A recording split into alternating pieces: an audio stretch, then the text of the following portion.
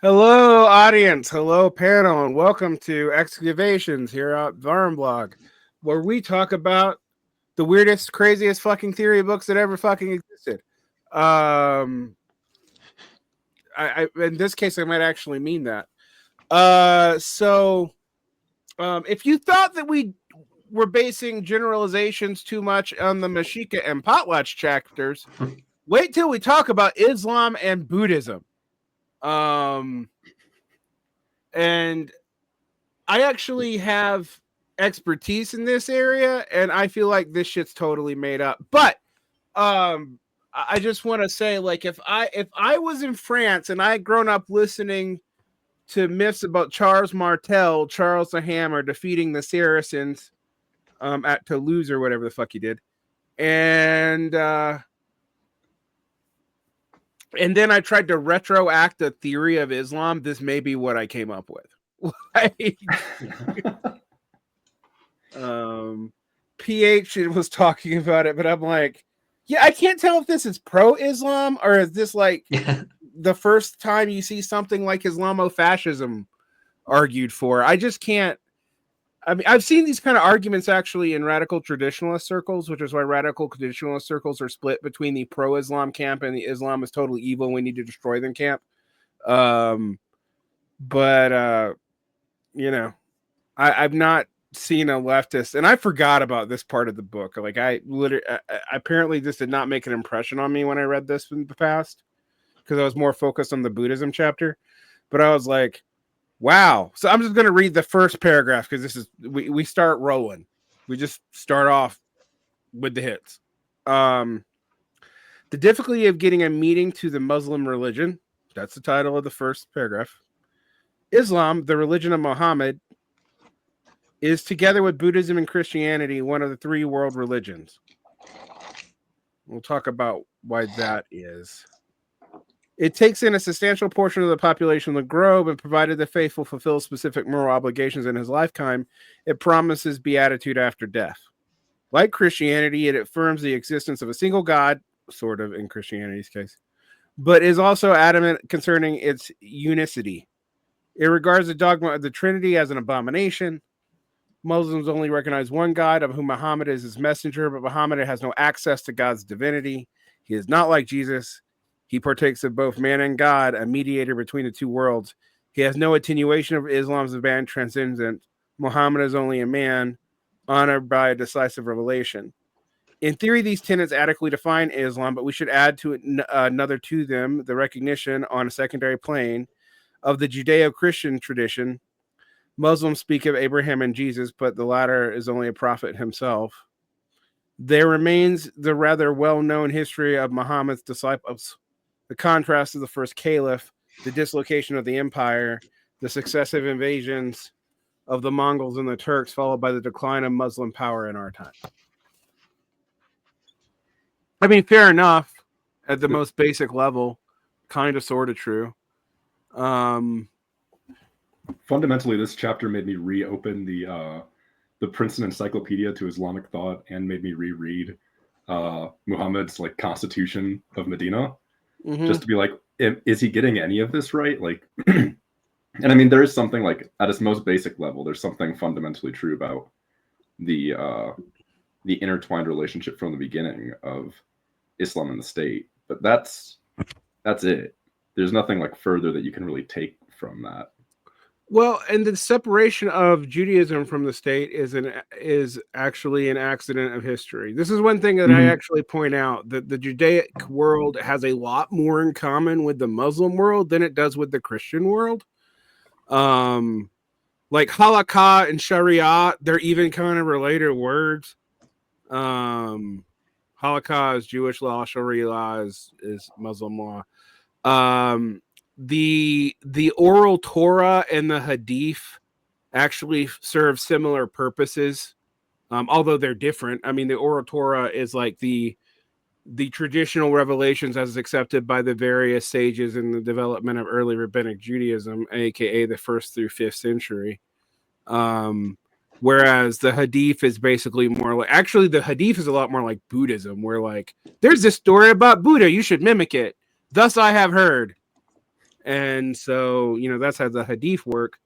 And so, like, at a fundamental level, it's true that Islam is totalitarian in the sense that it is totalizing. I do not mean in the modern liberal sense of it. It's bad. I just mean like there's no separation between civil society, the state, and anything else. Although I would also say that in Christianity, there really isn't a separation between the state and Christianity, even though they have separate rulers until way later. And the separation between like the mullahs and the imams, depending on whether or not you're Shia or Sunni, and the caliphs are actually pretty profound, because the caliphs cannot dictate Sharia. Like they can only interpret it. So ironically, that difference is what he describes in the Buddhist chapter as like the separation of like the lamas, and why the Dalai Lama had that like kind of control and power, which again, this feels. No, we're going to get into that, because he's like right about some things, and then he's really off about some stuff about when we talk about like Vajrayana Buddhism. I've like genuinely like never been like a huge fan of the origin of the family property in the state. Like, I think there's just a lot of antiquated concepts in there that are more like that, like an abridged or like rewritten version would actually make like more clear or helpful. But I've never like read a chapter and been like, this was written in 1988, and like the origin of the family and private property in the state is just like a like 19th century. I'm sorry. 19th century. Yeah. Is like a 19th century piece of work that is objectively like more correct than what is happening here. Yeah. When did this get published? This got published. Well, this got published in something. In 89. Yeah. But it's originally published in 67. But yeah, in French, I mean, we get all the shit late in English. I mean, that's just the I mean, I think it's fairly clear that these are both like continuing kind of what he does with the Aztec chapters. These are both chapters where he's basically being like, everything that follows is I read one book on these societies, and I am now going to like elaborate based on like this other French guy or British guy's like elaboration on it. And I think it reads weird, because it's like he's clearly obviously wrong about some stuff, but he has a certain vibe that I'm like, he comes across as that he's trying to be somewhat even-handed in a weird way, even though it's like motivated for his own purposes. Like, because one of the things that's weird is that he's talking about like societies that are he's like making the point that these are like religious societies, or but he keeps kind of trying to like not be like, he keeps trying to be like, I'm not really trying to talk about like the religion as such. I'm trying to talk about like the organization of the society and the like extent to which like the religion sort of plays a role into how it like functions, kind of. Because he has a thing where he like kind of talks about, like Islam means submission, and he like quotes the Quran, and then he's like, but I'm not really interested in like the morality of the religion, because like Christ says thou shalt not kill. We all know how that works out. So like, that's not important. What I'm trying to focus on is like the idea that it's somehow tied to like this need for military expansion and the submission of like individual consumption and waste to like that needs to be eliminated for them to expand, is kind of like what he's going at with the Muslim example, it seems to me. And it has this weird vibe, because obviously he's French, so he may have some very like Islamophobic ideas going on. I tried to look up if there's any record of him talking about like Algeria or anything. I couldn't really find anything. But he also kind of wants to separate it from talking about like, the Arabs in general, because he seems really big on, he's like, the Arab like tribes that were polytheistic, he really seems to like, because he sees them as like engaging in this kind of individualistic form of like kind of warrior gift, good generosity. Shit. Yeah. So he kind of has this weird like Orientalism where he's like distrustful of Islam on the grounds that he thinks it's like too militaristic. He kind of says that it would maybe be easier for him to use like Rome or China as a familiar example, but he thinks that Islam is better suited for comparison to Tibet. Yeah, it's weird, but it's just one of those things that he has such a weird way of writing where it's like it doesn't seem like he's like on a screed, but it's also like very weirdly like motivated reasoning like to get this point across. Yeah. I don't get the feeling that he like has a particular bias against Arabs, but I do get the feeling that like he doesn't like any of the big three world religions, although if he likes one of them, it's kind of sort of the weirdo elements of Buddhism. But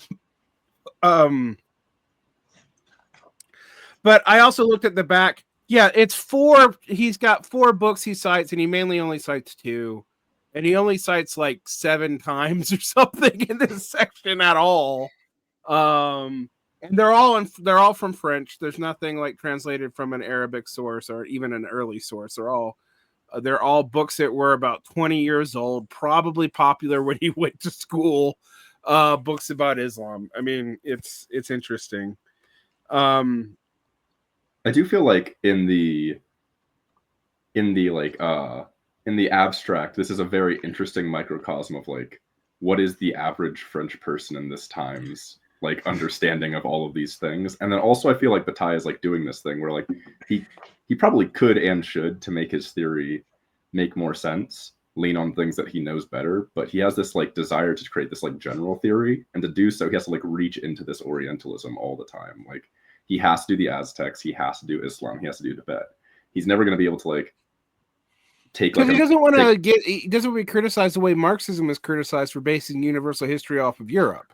Totally, yeah.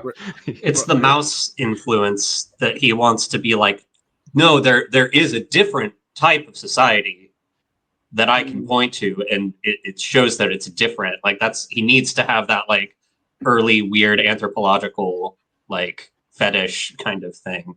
That's like, no, like Europe is counterposed to these like, primitive societies or like whatever, like. So he's like edgy David Graeber. That, yes. All things come back to me slagging on David Graeber.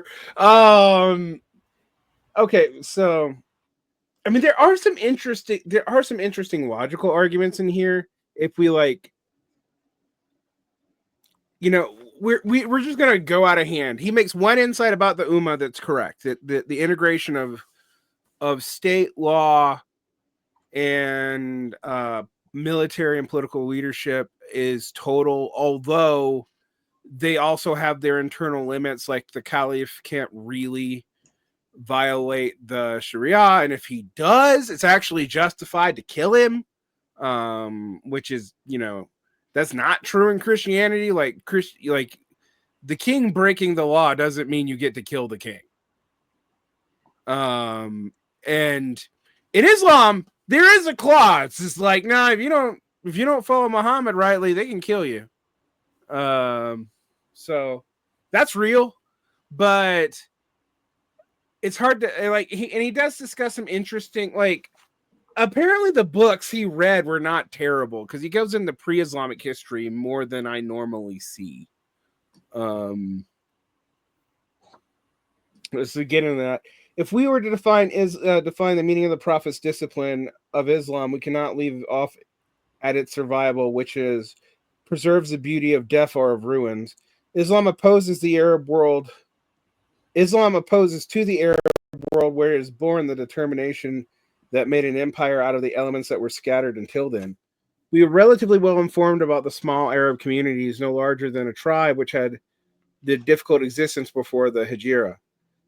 They were not always nomadic, but differences between the nomads and the sedentary inhabitants of the poor villages, such as Mecca or Yathrib, the future Medina, are relatively slight. Within the confines of the harsh tribal rules, they maintained a stormy individualism to which an importance of their poetry is connected. The personal or tribal rivalries, the bouts of bravura, of gallantry, of prodigality, of elegance, of poetic talent played the greatest role in them. Ostentatious giving and the squandering were rampant because he likes that. Bataille really likes when you waste shit. And when you waste anything, including shit. Yeah, exactly. Which is obviously what the sun gives us. It's energy in the form of its light poop. Okay, one can doubtless infer the existence of a ritual form of potlatch from the prescription of the Quran. Do not give an order to have more. Having remained polytheistic, many of the tribes had bloody sacrifices. Others were Christian or Jewish, but it was the tribe, not the individual, which had chosen the religion, and it's doubtful that the way of life had changed much as a result. That's true for Christianity and Islam too, though. Like when you got incorporated into the Caliphate, you didn't even have to necessarily change your religion unless you were like not one of the people they could figure out a way to make a people of the book. Buddhist being one of those. But like even they figured out a way to make Zoroastrians people of the book. I mean, they tried. Like, so I mean, there was in the Constitution of Medina, the fourth point is literally like this Jewish community that existed in Medina. They're just going to keep being the same community, and they'll levy their own taxes, and we're just not going to worry about them. But they're cool. If anybody attacks them, we'll defend them. Right, because they pay their taxes. So whatever. Like, yeah. And it is interesting when you go into like the post-Islamic world, and I use that as opposed to the Arab world advisedly, actually, that you have like multiple concentric systems of law, because and this is still true in like Egypt when I was there, like your civil law is actually based on your religious profession. And actually in Egypt, if you weren't Egyptian, you just didn't have one. So like civil law didn't really apply to you in the same way. And I mean, like, even in Christianity, where there were multiple law systems, because canon law and secular law were different. Priests could kill you, but only with the blessing of the king. They couldn't draw blood. There's a whole lot, like, and actually it leads to weird shit. Like, part of the reason why there's so much torture is because they couldn't draw blood. But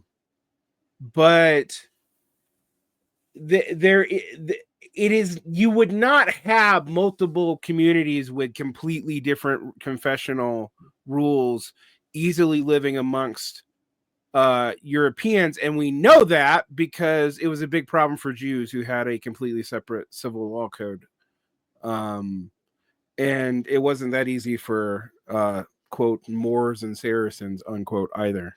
So to get back to this, I mean, he cites the Quran accurately, which I find interesting. Although I would love to know what translation he had in French in the 1950s. I have a distinct. I bet he's citing a piece of the Quran that's in one of the books. That's what I was going to say too. Yeah. The way people cite Marx. Sorry. Yes, exactly.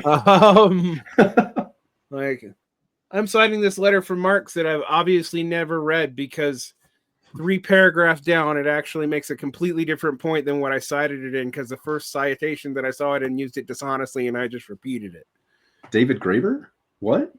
That's actually not David Graeber for once.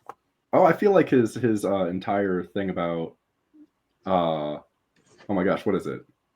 To each according to their ability, or to each according to their need, from each according to their ability. Where he's like, that's what we need to do right now, is like a complete misattribution of like what Marx was saying in that sentence. Well, Marx didn't even come up with that sentence. That's not Marx. That's like fair. Marx is quoting someone else.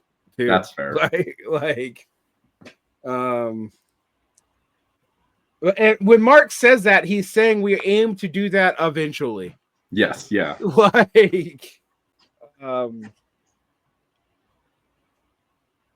Anyway. Blah, blah, blah. I mean, it is a little worrying that, like, the pietism of primitive Islam, writes H. Holma, would certainly deserve to be studied more and examined closely, especially since Max Weber and Werner Sombart, Werner's not in there, have clearly shown the importance of pietistic ways of thinking in the origins and development of capitalism. Werner Sombart blamed capitalism on pietist Jews, by the way. That was his Marxist German historical school, the Nazi trajectory. Literally a Nazi. I'm not slandering him. He was one. So it seems interesting. Sombart's like, they're the big three intellectually important Nazis, Sombart, Schmidt, and Heidegger. And I've always found it interesting as Sombart's the one that no one ever quotes, except for his 1905 piece about why Americans didn't become socialists. And they only started quoting that in the 70s because people forgot he was a Nazi for a little while. But it's interesting because he's like, the phrase late capitalism comes from Sombart. Oh, wow. I didn't know that. He's really not that widely translated in English for some reason. For some reason. But it is interesting to me that I'm like, Carl Schmitt is arguably way worse than Sombart, but somehow he gets a pass and Sombart doesn't. And I think it's because Carl Schmitt was never a Marxist. And Sombart was a Marxist turned German historical. He hung out with Schumpeter, the Austrian economist, too, actually, weirdly, who eventually becomes a Nazi. And he was friends with Max Weber. And it's actually kind of, people worry about it because it might have implied that Max Weber would have eventually became a Nazi. So, although it doesn't seem that way to me, but still. But anyway, I bring that up because it does indicate that Holma has interesting views. Because also that book is from, let me look at the back, where he's quoting that from is from 1946. 1946. Ooh. And we also know, that Bataille was eclectic in his sources and what political ideologies he was willing to side up with, as a guy who both flirted with fascism and flirted with Marxist-Leninism and flirted with basically what we might now call esoteric Stalinism, and flirted with rule by sacrificial priests. I actually have no idea what his real political economy ends up being. I should go back and read my biography of Bataille more and get to that point. I think probably trying to systematize Bataille is a losing battle for everyone who's tried. Yeah, he's harder to systematize than Nietzsche. Mm-hmm. Who's also impossible to systematize. Okay. The alternation of austerity, which accumulates with prodigy, which dissipates in the ordinary rhythm of the use of energy. Only relative austerity and the absence of dissipation allow for the growth of energy systems that living beings or societies constitute. That's a hell of a claim. And that came just after what we just read, by the way. So, like, but at least for a time, growth has its limits and it's necessary to dissipate the excesses that cannot be accumulated. What gives Islam a place apart in these moments is the fact that it was open from the start to apparently an unlimited increase of power. There is by no means a consistent plan or project, but chance realized every possibility, and chance was supported by a minimum of necessity. It is relatively easy to assemble people by aspiring them with particular enthusiasm, but one must give them something to do. To assemble, to exalt the first is to elicit an unapplied force. This force cannot follow its impetus and press forward unless it is used the movement it becomes available. From the first, Islam was fortunate in having to set itself violently against the world in which it was originated. Muhammad's teaching opposed the world in which it originated. It opposed it to the tribe whose tradition it blasphemed. The tribe threatened to exclude it, which was the equivalent to death, and thus to repudiate the tribal relationship, since an existence without ties is not conceivable at the time. It had established a different type of bond between it and its adherents. This was the meaning of the Hijra, which properly began the Muslim era. Muhammad's flight from Mecca to Medina consecrated the rupture of blood ties and the establishment of a new community based on chosen brotherhood, open to anyone who adopted its religious form. Christianity dates from the individual birth of a redeeming God, Islam from the birth of a community, a new kind of state, which does not have the basis in either blood or place. I don't know. I think the Assyrian Empire also didn't have a basis in either blood or place, but nevertheless. I also feel like you can argue that Christianity didn't until it fabricated one 1,000 years into like its existence. Like, oh, you mean it didn't have a blood or place? No, Christianity as a European venture is literally only from the fall of Constantinople. Yeah, yeah. The Eastern Roman Empire has to fall before you even really hear popes mention Europe as a concept. Yeah, the Eastern Roman Empire. I'm reading like the book, like The Inheritance of Rome and everything right now, and literally it's just like the Eastern Roman Empire didn't give like a shit about Rome. Like when they lost the Sicilian colony, they were just like, yeah, that doesn't actually matter at all economically for us. Yeah, no, all the little dangly bits off of Asia are a problem anyway. Like, yeah, like what we care about is Anatolia. Damn it, that's where our food is.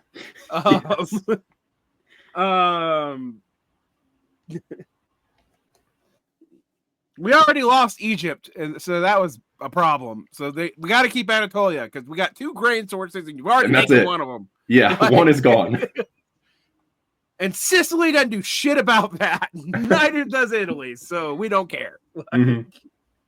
I think though, like his main claim about the difference to Christianity is more so that he thinks that early Christianity in its origins doesn't really have a set, like it's not oriented towards having a set of state laws, like in its relationship to the individual God, versus he sees Islam as from the start having a relationship towards a state form.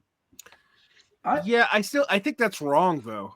I think that could still be wrong, but I don't think that he's saying that his distinguishing idea is that the Christians necessarily weren't interested in like blood or like place or whatever. I think it's just that he sees its relationship to the like individual birth of a redeeming God to have a different like orientation than the idea of like a state law formation community that he seems to think that Islam like originates out of. Because I don't know if maybe it's because he thinks it's important that like the early Christians weren't like in the state power in Rome or something, that they were like conceiving their like big community as a sort of like submersive movement or something, and then like that they later become like the church or something.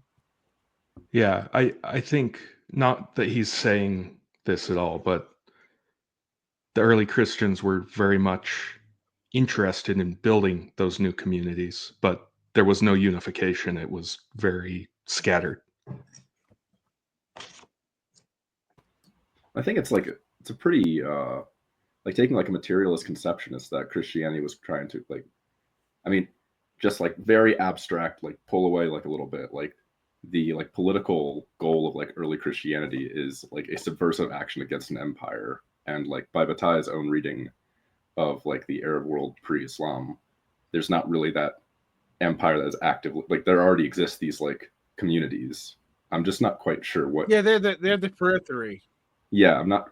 Islam is the periphery. Well, so like, yeah, I think that he's saying that like Christianity originates as like this kind of nebulous movement within an empire, and he's saying Islam emerges as an attempt to establish a community against like these other like individualistic tribal communities, and it wants to grow and expand and like push them out. And I think that's what his like kind of conception is like they initially see themselves as like, we're fighting all these other tribes and we're going to make a movement that expands and takes them over or like pushes them aside, versus the Christians he would say are like within an empire already and are like this kind of more like populist movement that's like oriented towards like this relationship to this individual God. I totally see that. I think it is just wrong. Is like I agree with what you're saying. Like what your reading of it is. Yeah, I think I'm just trying to say that Bataille is like objectively wrong, and I think the proof of it is just simply the existence of Matthew, Mark, Luke, and John, like as different communities that existed, kind of in conflict with each other. It all kind of right. Well, I was about to say like unified Christianity, even unified Christianity, when you bracket out stuff like Gnosticism, which I'm not even sure is a coherent category, to be quite honest. Like, Gnosticism seems to be like the weird Platonists who called themselves Christians, who also may or may not have believed in any Jewish God, and may or may not have believed in 36 emanations of some mover or some shit.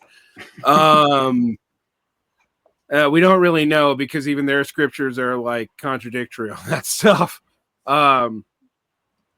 It's pretty clear that Christianity, its individualistic nature seems to be an emergence of medieval thinking.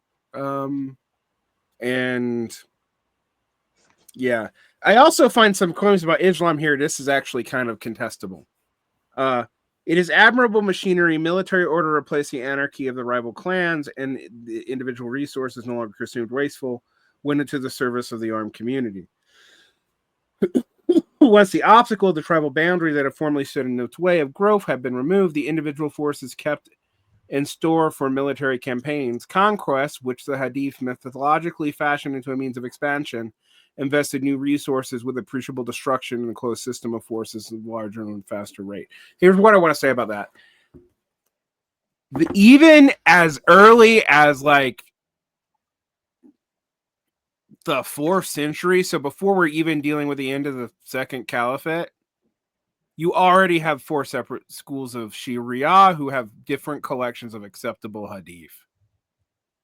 So saying that the hadith all say something means that you actually don't know how many different hadith collections there are and how you adjudicate between them.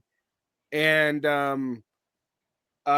one of the ironies is a lot of the Salafists, particularly the Islamist Salafists, so the Salafists who are interested in like reestablishing the Caliphate, they have the most sloppy incorporation of hadiths, and that they just accept like any hadith that they want.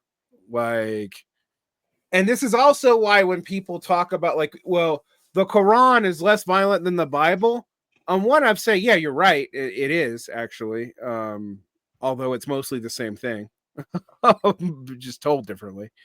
All the rules aren't in the Quran.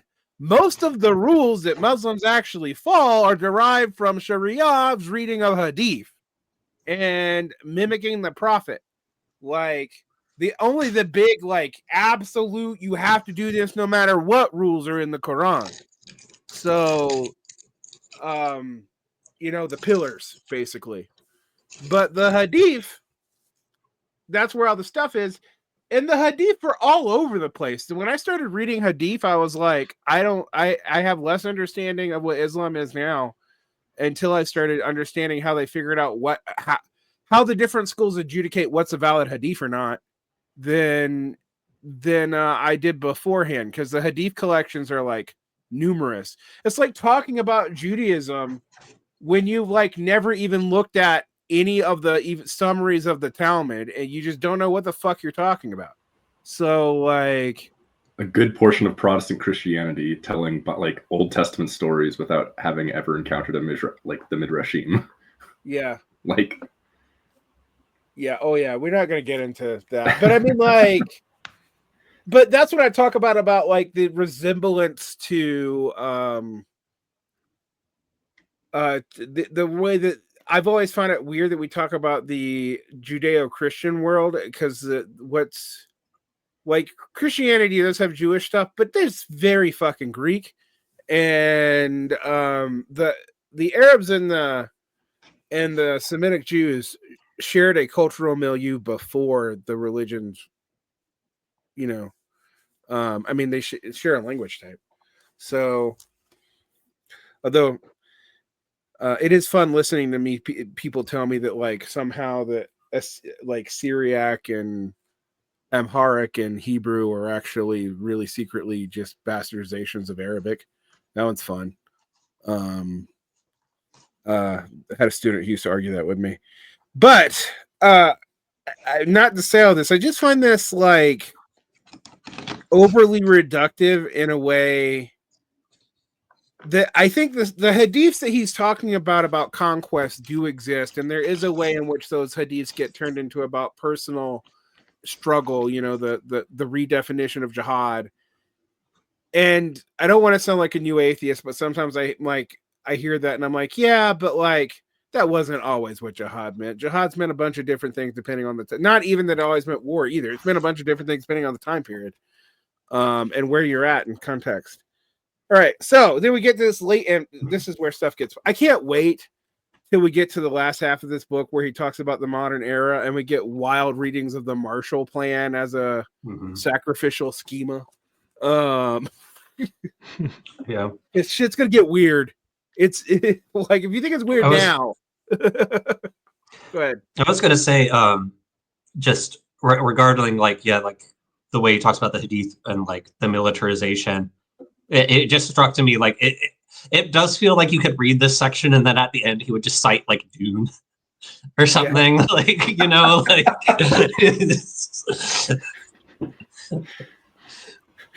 I was waiting to see if like Bernard Lewis was somehow in here, but anyway, like, it does really feel like overgeneralizing from mid-century Orientalism, which is already overgeneralized. So, I do think the part where he goes into like where he's kind of trying to make this claim that like in the way that Max Weber describes like the Protestant spirit of capitalism, he tries to kind of make this argument that like the like strictures and like the limitations and the focus on community, like giving yourself up to like the society, that this isn't like supposed to be values oriented towards capitalism, but they unintentionally produce like a series of accumulation that like is its own kind of similar pathway to something kind of like capitalism is a little bit interesting. And it does, I was thinking a little bit about how I know like Jairus Banaji has, I don't know if I'm pronouncing his name right, I've only seen it in print, but like has pointed out that like more Western Marxists or whatever should probably like try to pay more attention to like the like modernization of like the Islamic Caliphate and like empires and stuff, and like its role in like the development of global capitalism and its similarity. So I was like, that is kind of like a somewhat interesting point to some extent, but it also sometimes feels a bit like, well, that's kind of just like that kind of claim always pops up with anything that's just like a big complex administrative apparatus, right. Like, you know, like that leads to like the Samir Amin everything is a tributary state, and I literally mean everything, because he also thinks that capitalism is decaying into a tributary state because it skipped the thing process because it was like late to tributary states and then accidentally invented capitalism and then is now decaying into its tributary state. It's like, but it makes it sound like the only form of state that actually really exists is a tributary state. Like, he makes Banerjee and Samir Amin is the Maoist form of that. Banerjee is the post-Trotskyist form of that. But Banerjee leads to another weird thing where you start looking at empires and capital accumulation, and you start arguing that there's capitalism in ancient Rome. Yeah, he is weird. Like, because he at least is honest about that. He just doesn't think that the like historization of concepts that some Marxists fetishize over is like, he just is like, I just don't buy it. So he is like upfront about it. And I think that compared to Samir Amin, I think Banaji is like a superior historian, and I think he just like does more interesting like primary source research and stuff. Yeah, Banaji seems to at least at the end of his life, seems to just throw out historiographic frameworks as if that is history by itself. Like, yeah, well, he's I think he's kind of said that he's a little bit over the idea of like modes of production to some extent. Like, even though he did a lot of like clarification attempts early on, he's sort of just like, I don't really care about that anymore. That's not like, I'm not trying to like categorize societies that way as much, like kind of thing.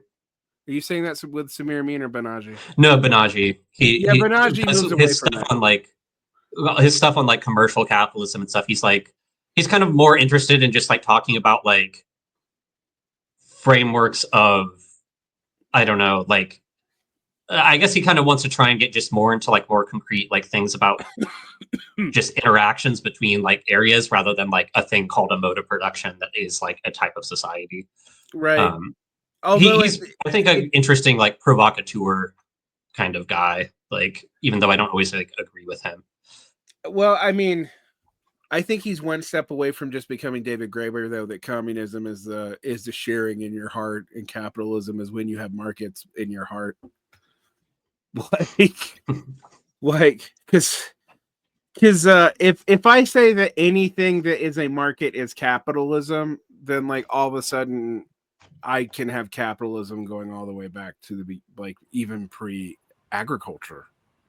Like, yeah, I mean, he has a specific. I think he has a more concrete view of like how he distinguishes like commercial versus industrial capital. And I think the other thing is I think he's pretty clear that he's not like communism is, like whenever a group does like whenever you play a soccer game and you all have fun. No, I think actually he thinks communism is specifically the abolition of markets, which is what most communists have given up on these days. But like, and he has some view of value. I don't know his view of what surplus value is. I'm not sure I agree with, but he does have some sort of like value theory that he partakes in as part of his like analysis. Yeah, well, I mean, I should go back and reread Theory History sometime, because I liked it when I first read it, but I kept on thinking like, well, he talks about figuring out modes by the predominant transaction in society instead of like, I forget how he says the Maoists do it, but it's very mechanical. But I was about to say, if you talk about Samir Amin definitely hadn't given up on modes of production. He just got to the point where, after clarifying that Asiatic despotism should be tributary mode, he just started declaring everything, except for maybe the PRC, to be tributary in its nature. And I'm just like, well, as a fix to the problem of the Asiatic mode of production, it seems like you've actually made things less clear. So anyway, back to this, and not these other. Well, on the like concept of like comparing like the early Islamic empires and like their expansion to like the development of capitalism, doesn't he like explicitly equivocate like the military expansion to the same type of like expansionary vibes as like industrial expansion in Europe? Yeah, he does seem to. Okay, sweet. Which I think is wrong. I mean, in this sense, I'm a Brennerite. Like, why did the English beat the Spanish in developing capital? And the Brennerite answer is the English reinvested stuff into production technology, to make production more efficient, even before you had the Industrial Revolution, but that led to the Industrial Revolution. Whereas the Spanish invested in military technology to make extraction more efficient. But that technology doesn't, like, military technology is, in ways that Bataille should like, wasteful, in that it's designed to basically be used and then destroyed in its use, as opposed to cumulative, which is how Brenner explains the difference in economic growth between the early modern Spanish and the early modern English empires. Even though, if you just looked at land mass and control of population and the stuff that people think is normally really important, the Spanish should have won, and they didn't. Like, that's part of the whole Brenner stuff. So those of you who want to listen to that, we are behind the Patreon wall going to have a discussion on the Brenner debates. And my wavering faith in Brenner these days, but that was why I liked him. I think I'm just curious then, like, why, and at PH, you might have an answer for this as well, because I feel like you've been doing a very good job of like trying to express what Bataille is trying to say. I might be too generous, but I like to try and like think. Yeah. Where, like, what is he like really? Why does he care? Like, kind of thing. I think that's my question, is like, why does he not? It seems as though he does not support. He is not a fan of this system. I think when I read it, well, to me, I think it's telling that he has this bit where he says that, like, he says something about like on 89 that like Islam is opposed to consumption and it's opposed to drama. And that's what he doesn't like. He thinks that they're a military society, but they're not like the Aztecs, where they care about like consumption and like they're not like acquiring in order to expend like energy. He thinks that like to expand energy, not yeah. And he kind of makes this quote where he says like the fact is that the formation of power demands that one forego its use. The development of industry requires a limit on consumption. Equipment gets first priority. Immediate interest is subordinated to it, end quote. And I feel like he's trying to say like the way that the Islamic like military like state in his mind, he sees it as like their use of the military is like constant capital.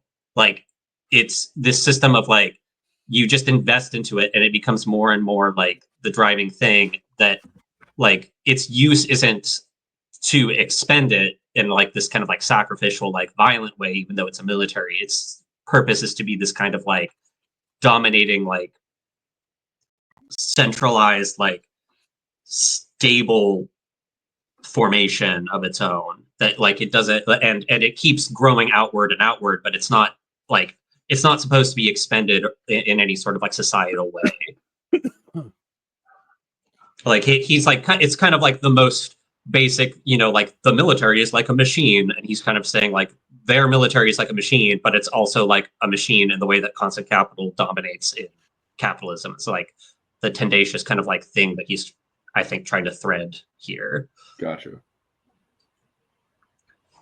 This is even more confusing now that we've had the conversation about the Aztecs, and now we have had the conversation about Islam, because I feel like this should actually be reversed, knowing what we know now about the Mexica.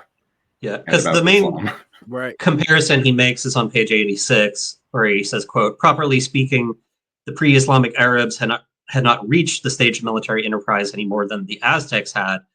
These ways of life correspond to the principle of a society of consumption.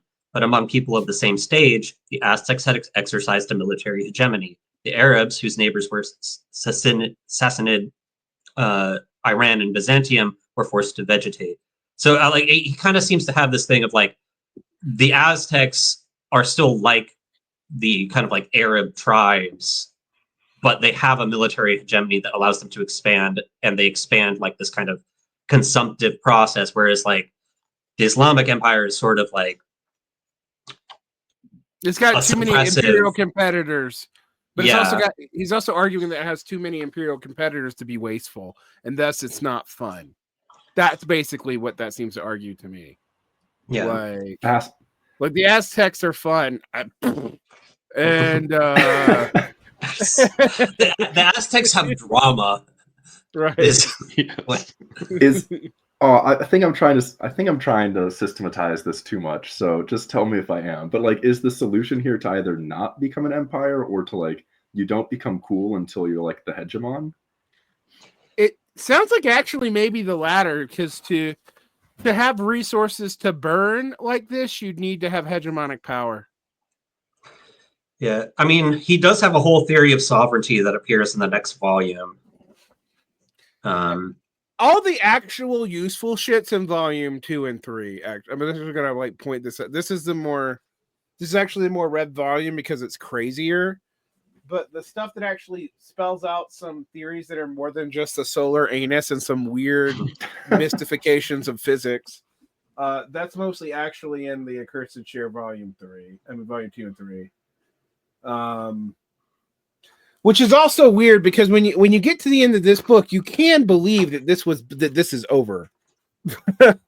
because you go from the general economy to ancient peoples, to Islam and Lamaism, that's funny.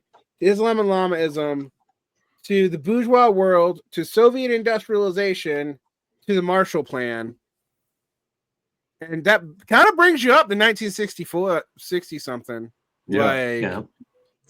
And then you're like, but wait, there's 2 more books. Yeah. Two unfinished. Two unfinished books. But, well, this is the Capital Volume 1 of Bataille's crazy rankings. Is what we're saying. But it's like, then what if volume 2 and 3 of Capital were about like a weird view of sovereignty and then like porn? So like, there's a lot of weird stuff on sovereignty. I was reading the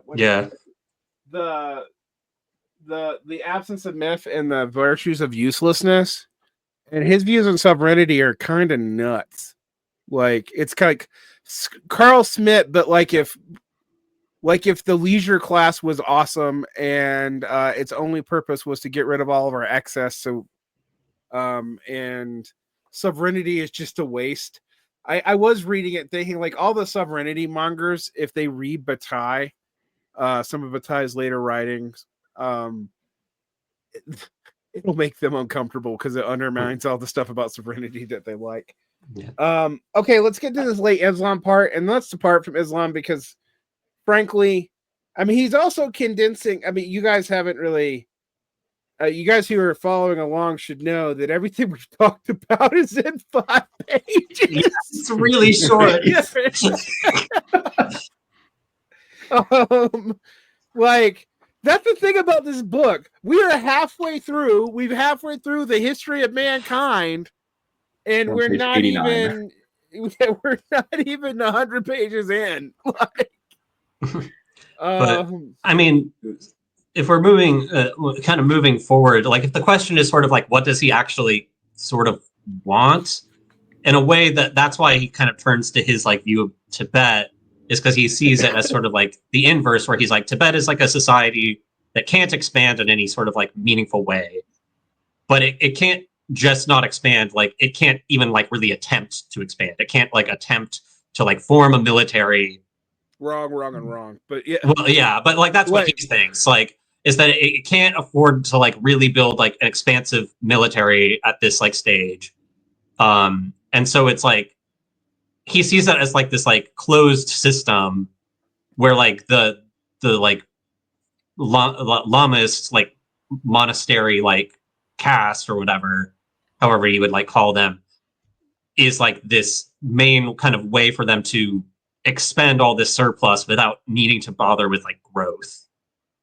And he sees this as like a counterpoint to like the Islamic system, which continuously needs to grow and then stagnates because it can't like it can't involve military expansion, and it can't like do excessive consumption within its own like system of like laws and like maintenance. I'm not telling Bataille how to do his job, but I do feel like it just would have been easier to put France, like even Napoleonic France, in the position of Islam, and then like Liechtenstein in the position of like Tibet, and you could probably get a more accurate reading of what he's trying to do. I'm very much stuck in like the weird Orientalism that just continues to happen in order to create the general theory. Yeah, and I think he probably just read the Charles Bell book and was like, "This is cool." Yeah, you know, like this sounds neat. I'm gonna just go into this. Almost everything in this is wrong. Like, awesome. If you think like if you think the stuff about Islam is problematic, at least it has a couple of things that are correct in it. Like, I'm gonna get into this, but like the idea that Tibet was a non-armed society is insane. But anyway, but you know, Sir Charles Bell, everyone's favorite weird Scottish Orientalist. Also, the Charles Bell book is like from like, it's like from like 1800. Like, it's so weird. But he does have more modern, like he discusses the 13th Dalai Lama at least, but I don't even know where he gets that information from. Let's actually look at it. That can't be Charles Bell. So let's look at his sources for this before we go into it. His sources are the portrait of Charles Bell, the portrait of the Dalai Lama, and a newspaper he picked up one day. That's literally it. Holy shit. There's 2 sources about Buddhism in the back. Being a philosopher in France must have been so fun during like the 60s through the 90s. I mean, to be fair to Bataille, Foucault also would take literary sources and take them as like completely true. Okay, the Charles Bell that we're talking about is actually not the Charles Bell I was thinking about. It's a different Charles Bell, probably his grandson. It is his grandson. It's just India. It's just the British ambassador to Tibet. But you're still so it's 100 years later, but you're still dealing with like somebody writing in the 20s with not a whole lot of knowledge of the language. So, and I could tell because one of the things that you see when people talk about lamaism is like they can't tell you the distinctions between kinds of Tibetan Buddhism then because there's more than one school and they don't always get along. Yeah, so the portrait of Dalai Lama is from 1946. Well, yeah, although that has to be published late because Charles Bell died in 1945. 1950 is what Bataille says, but maybe it's a different Charles Bell. Shit, this is the Charles Bell who was a political officer for Batam, Skim, and Tibet, though. So I figured that's got to be the one he's talking about. Yeah, that sounds right. I don't know.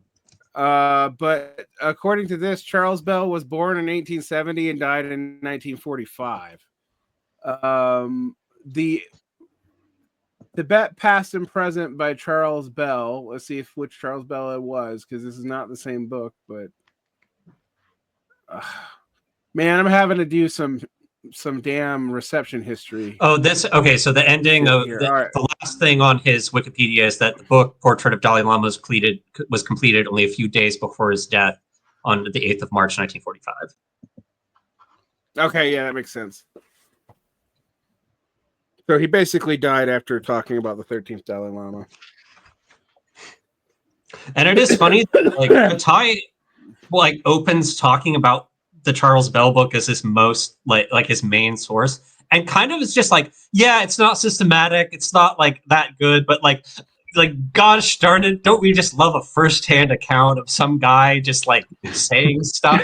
Isn't that what we really need? Like, it's not some stuffy accurate facts. Like, it reminds me of my own parents in a way. Like, oh, I know somebody that did something, but your facts and your science I don't care about.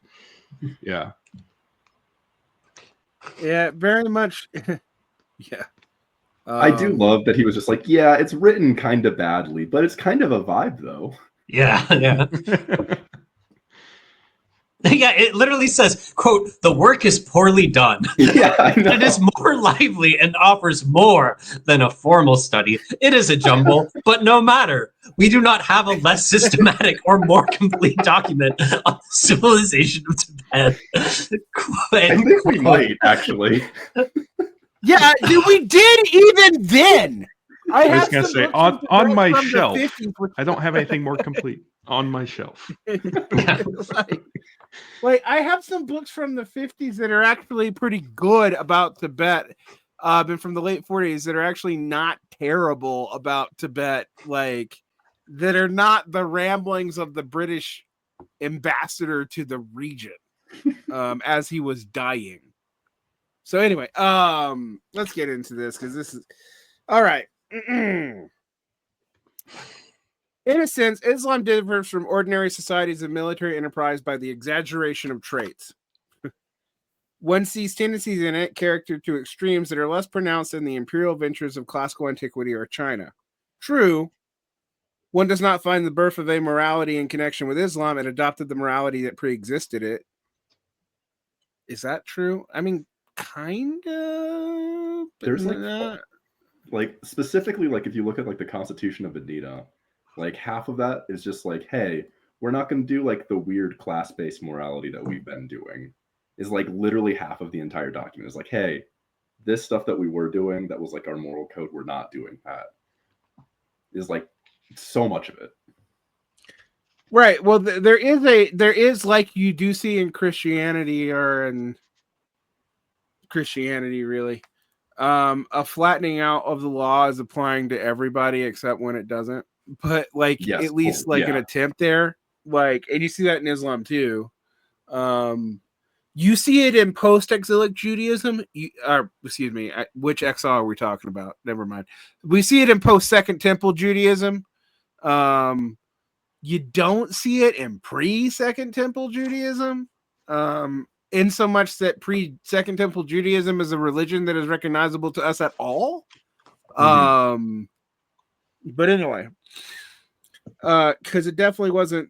Whenever I love when I watch Christian movies that portray like first century Judea as like having a bunch of modern Orthodox Jews hanging around. Yeah. Because it's just like, yeah, no, like that's not what those is like.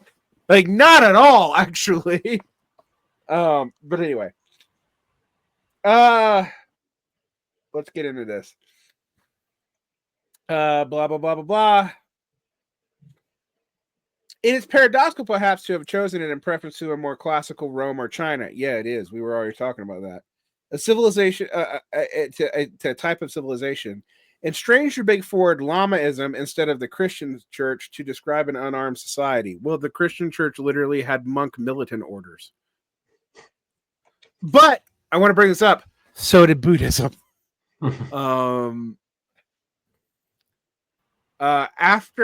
Particularly after the fall of Nalanda University, which does seem to have been from Mongol invaders who converted to Islam, Chinese Buddhists started arming up. Like, that's what that whole Bodhidharma went to Shaolin and started the Shaolin monastery and invented Kung Fu shit. That's what that's about. But anyway, that's... Yeah, and some people even like link it to like Bodhidharma coming from Tamil Asia. Like, I could go off, and I'm not going to because I would sound just as unhinged as Bataille, probably. Okay, so in humanity everywhere prepared to start a war, Tibet is paradoxically an enclave of a peaceful civilization. Bullshit. Incapable of attacking others or defending itself. Mostly bullshit. Poverty, immensity, and topography and cold are in this case the only defenders of the country with no military force. They had a military force. That's a myth. Donald Lopez goes into his book, Prisoners of Shangri-La, goes into like a whole lot about how Tibetan was not a de-armed society. Like, what spread, like, is that like just a common assumption in the time, like in this, like in France, or they didn't have a standing army? Is that all that means? Like, yeah, that's all it really means. They don't have the superior organizational skill of the British Empire. Therefore, they have no military.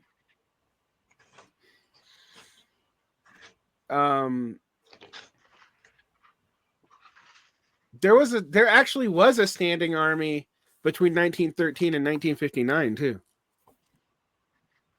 I mean, he does mention that they had an army because he goes into like the breakdown of funds, and he says that Bell wanted them to like put more resources towards the standing army, and then the Lama was like, "No, we're not doing that."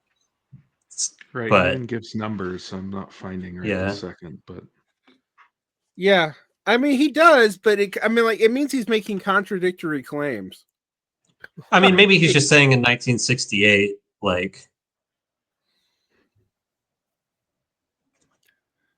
But 1968 is actually kind of a decline of Tibetan power.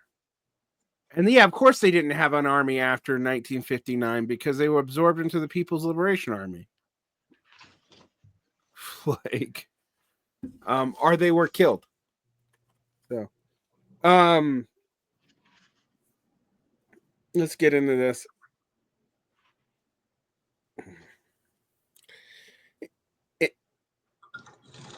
poverty, immensity of factory and cold, in this case, the only features of a country with no military force. The population, little different racially from the Huns. Do we even know who the Huns all were? And the Mongols, that is true. In past times, where the Tibetans would have been invaded by China, exacting tribute from the emperors. At the beginning of the 20th century, proved incapable of fighting militarily, incapable of offering more than a day's resistance to 2 successive invasions by the British in 1904 and by the Chinese in 1909. It is true the insurmountable inferiority in rapidity made the defeat of the invaders unlikely. Yet other poorly equipped armies have elsewhere effectively opposed even more armed forces. And Tibet had the advantage of an all but inaccessible position. In reality, a positive determination is involved. The Nepalese, whose race, location, and material culture are quite similar, have, on the contrary, a large military capacity. They even invaded Tibet various times. Actually, I mean, Tibet's been invaded a lot. The Dalai Lama, as a position, was established when the third Dalai Lama, and I want to point that out, the first and second one were given the title posthumously, was granted that title by the Khans. The Dalai Lama is not even in the lineage of kings recognized as the Tibetan kings who brought Buddhism to Tibet. It was a position that was created by the Khanate for one of the Khan's favorite Buddhist advisors, the third Dalai Lama, Ocean of Wisdom, who were the incarnations of the second head Tuku of the Gelugpa school, which is a dominant school in the region. He's not even the head of the Gelugpa school. And the idea that he was both the spiritual and secular leader of Tibet has to do with being in charge to do that by the Mongolian Khanate. He does say that it's a title from the Mongols later when he talks about on page 96. Right. And he kind of points out that the Dalai Lama was not necessarily considered the most important incarnated god or anything in Tibet. No, he's not even an incarnation of a Buddha. He's an incarnation of a Bodhisattva. So there you go. This is I feel like I'm just repeating myself asking this question because I just feel very lost in Bataille's thought. What is he trying to say? Is it literally just that this society is peaceful in quotation marks, even though they have the same, it seems like the religion and state connection that he makes with Islam is quite similar here.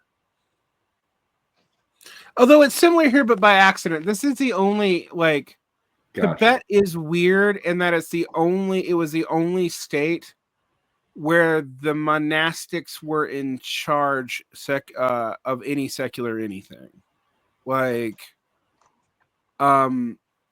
In most Buddhist countries, the monastics would advise the kingship and the high royalty, but they weren't the same thing as the kingship and the high royalty. More like the Catholic Church and the kings.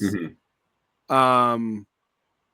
Tibet is odd in that from the establishment of the third Dalai Lama forward, it is ruled kind of, and with a big asterisk on that, because it's actually incorporated into a bunch of different empires. Nepal, China, and Mongolia all claim it at different times. But it is ruled, by a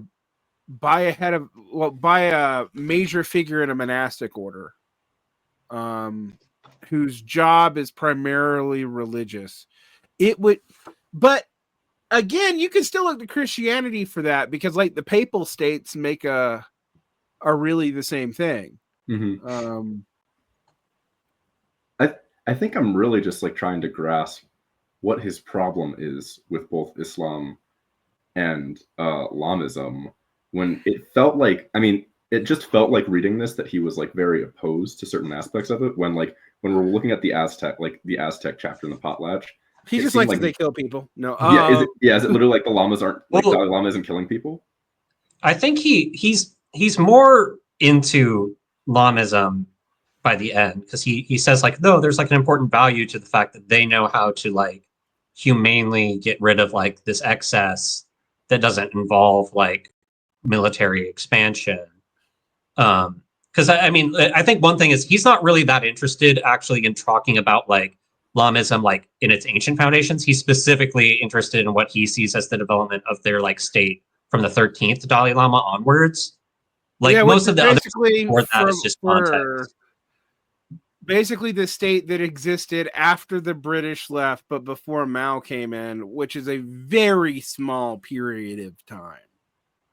Like, you're basically looking at that from, say, 1920 to, like, 1957, 58. Like, that's it. That's all you're, like... Yeah, because that's where he... Like, that when he talks about, like, Tibet not having, like, an ability to, like, really do anything, that's what he's using as his example, basically, because he sees it. He has this is where he's kind of making his point about sovereignty, where he's making like this big deal out of like that they gain power by like asking the British to like help them do all this stuff, but then they can't like exercise their own power because it's not anything that they have like control over. And he talks about like the 13th Dalai Lama going on this like exile and like seeking protection and things. And that's where he goes into like the relationship with Britain and Charles Bell having this thing of like Bell being like, well, what if we start like building up like a new army for you? And he sees the monastic people being like, no, we don't want that. We want you to like keep putting funds into like the monastic order.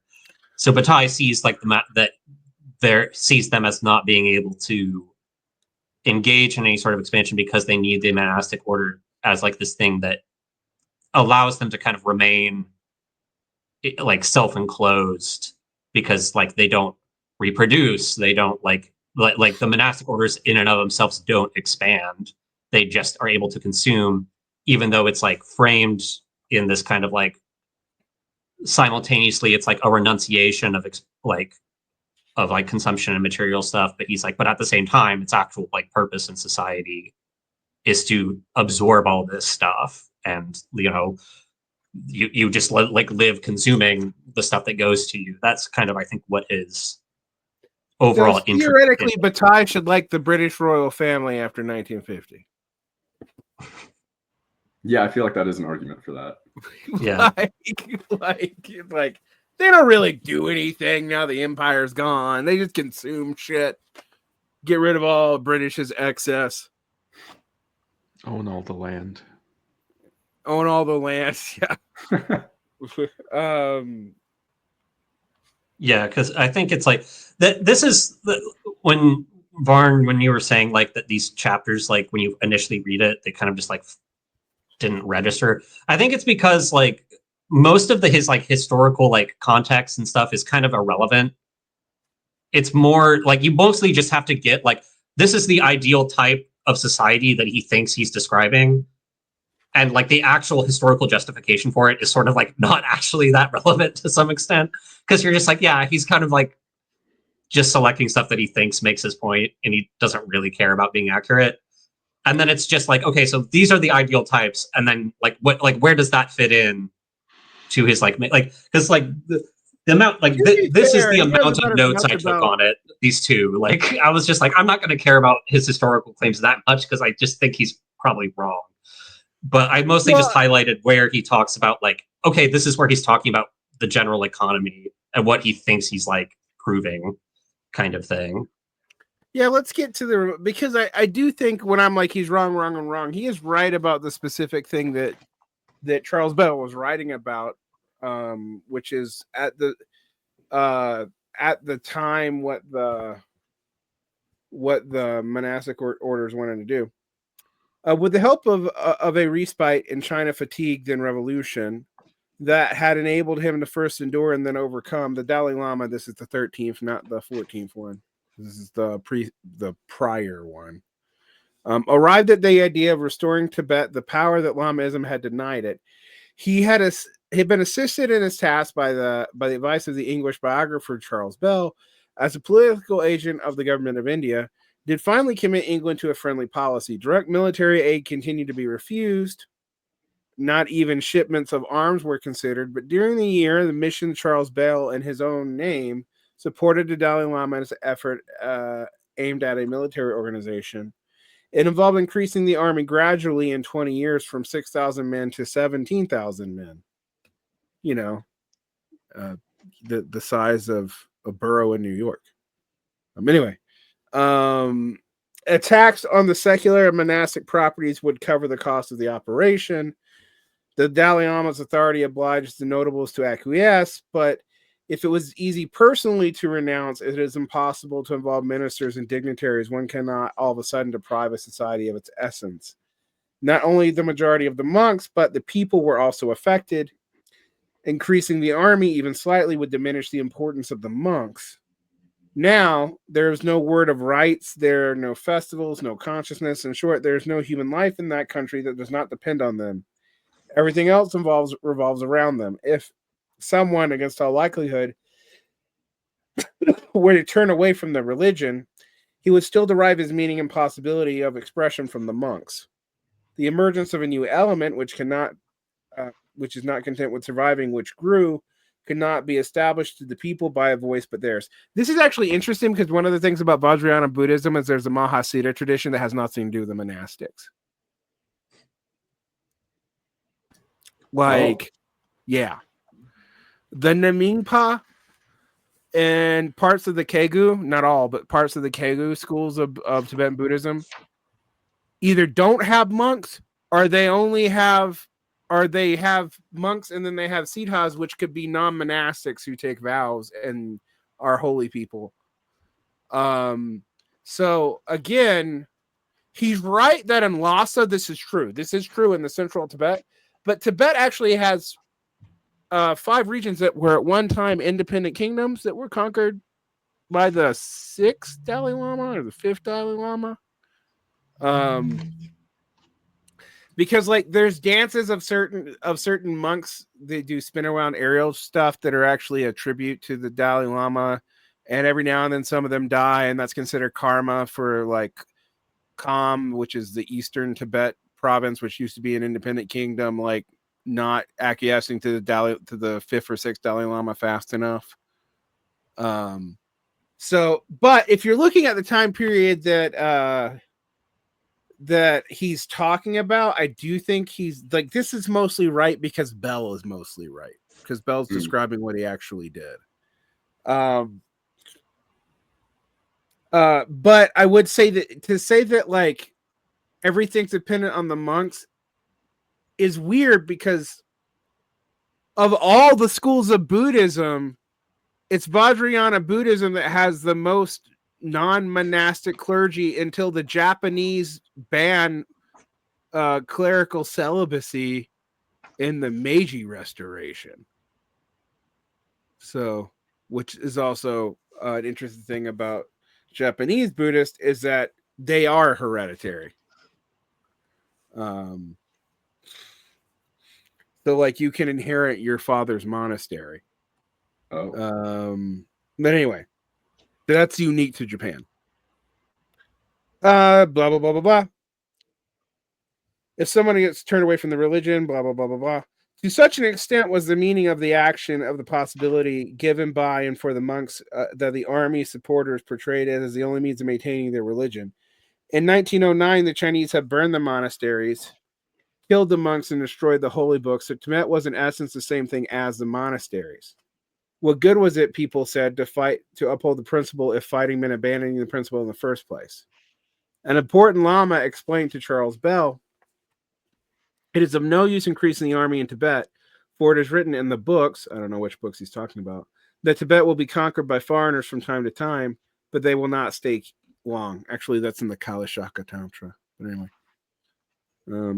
Even the concern that, and that was based off the fact that they were conquered all the time and they didn't stay long. like there's historical precedence for that. Even concerned that the monks had been keeping their position, which had been made to oppose the maintenance of the army, which had been combated foreign invaders, caused them to fight on another level. In the winter of 1920-1921 was heavy with threats, riots, and civil war. On one night, placards urging the people to kill Bell were put up at various places in Lhasa. There is actually a whole group of Tibetan Buddhists around people like Gwingdon Chopal who were actually sympathetic to the Chinese as long as the Chinese didn't ban Buddhism. But sympathetic to the Chinese after, like, sympathetic to the Chinese if the Chinese you're talking about, like, Mao and the People's Army and not the KMT, actually. So they're not just sympathetic to Chinese. They were specifically sympathetic to Chinese communists and anarchists. So, but they get put in prison by the 13th Dalai Lama's government. So anyway, and February 22nd began the Festival of the Great Prayer. I don't know which one that is. It might be Losar, which drew to lather a gathering of 50 to 60,000 marks. That's got to be Losar. A part of the crowd went through the city shouting, "Come out and fight. We are not afraid to give our lives." The festival unfolded in an atmosphere of tension. The army supporter and Bell himself attended the fairy-like ceremonies and mingled with the populace in the street. I don't know how Bell could hide in a populace in Lhasa. That's going to be funny. That's like me hiding in Korea. It's pretty difficult to do. All right.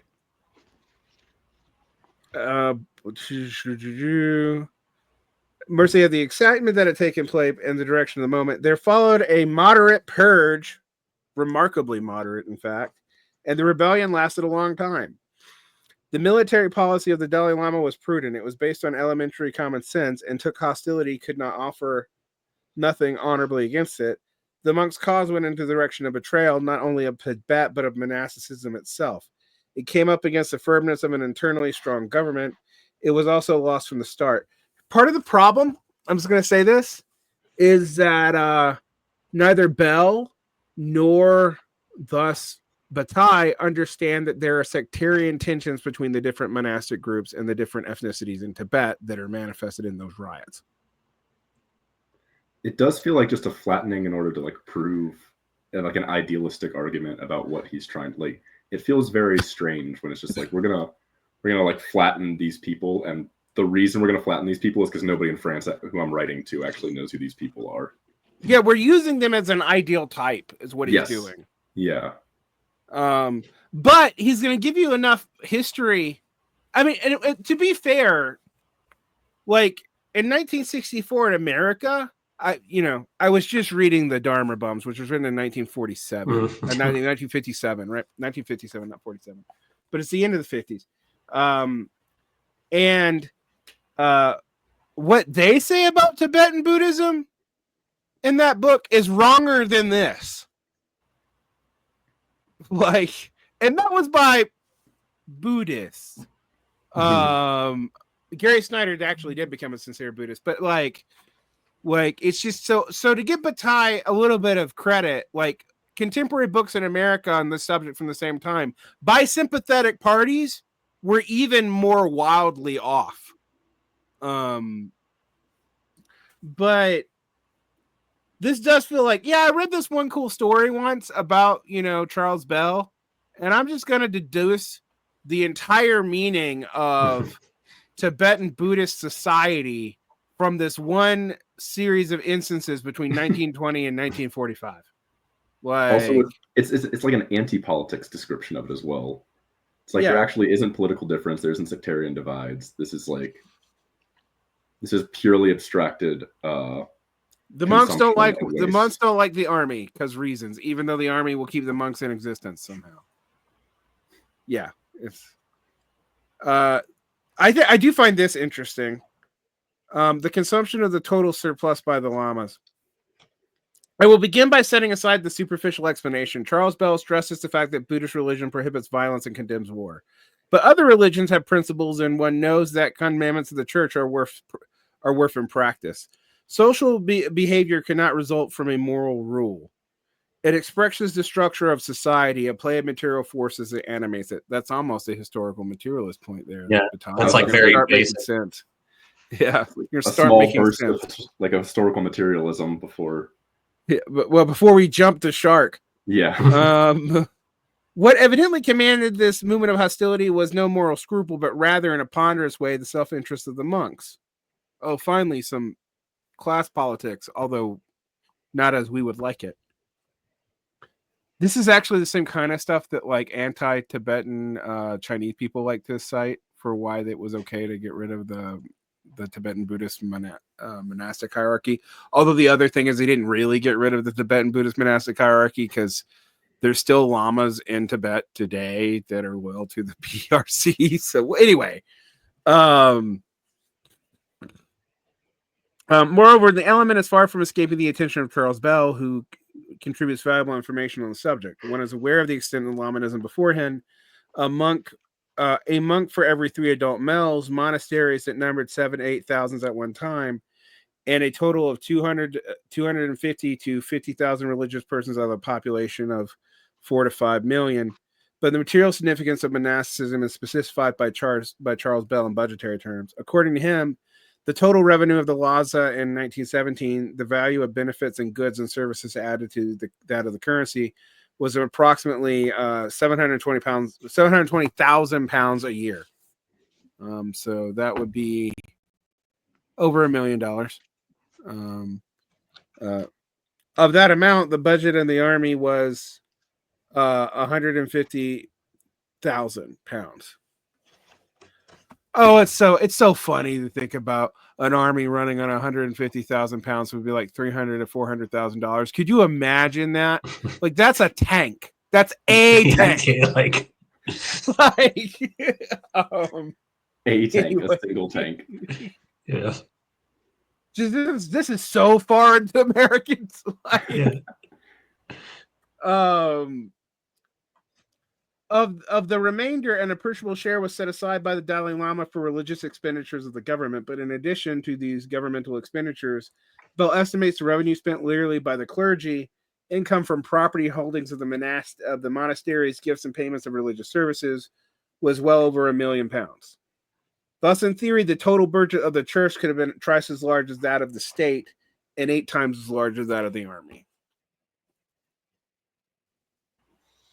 These figures are based on the personal assessment and have no official character. Yeah, and we don't even know what he's like because a lot of the stuff is payments in kind and shit. You don't even know how you value that in British pounds, but okay. But they nonetheless illuminate the reason for the opposition by the military policy. If nations dedicated its vital forces almost unreservedly to the monastic organization, it cannot at the same time have an army. Otherwise, no doubt a sharing is possible between religious and military life, but the budgetary facts end up showing that it's precisely an exclusive dedication. The creation of an army might have been rationally called for, but it was nonetheless at odds for the feeling on which life was founded. It's nonetheless introduced a malaise into the country. Go back onto the absolute decision would have been to renounce oneself. It would be like drowning in order to escape the rain. All right, then we get his what lamaism is for economically, which is to basically eat up all the surplus in a way that doesn't involve war or human sacrifice. Of course, Bataille likes the human sacrifice more than this, but less than war. So if we were wanking his ideal types of societies, Mashika, best. Tibetan Buddhist, second best. Islam, fourth best. Because I guess potlatch is above Islam. And then bourgeois, below Islam. I think that's how we would rank this if I was going to rank this, which feels orientally racist just to do. It really feels like a ranking the racist exercise. All right. The Tibetan system spread to Mongolia at the end of the 16th century. The conversion of the Mongols, even more than change of the economy than religion, was a particular denouement of the history of Central Asia. The I mean, here's the thing. Another thing to think about.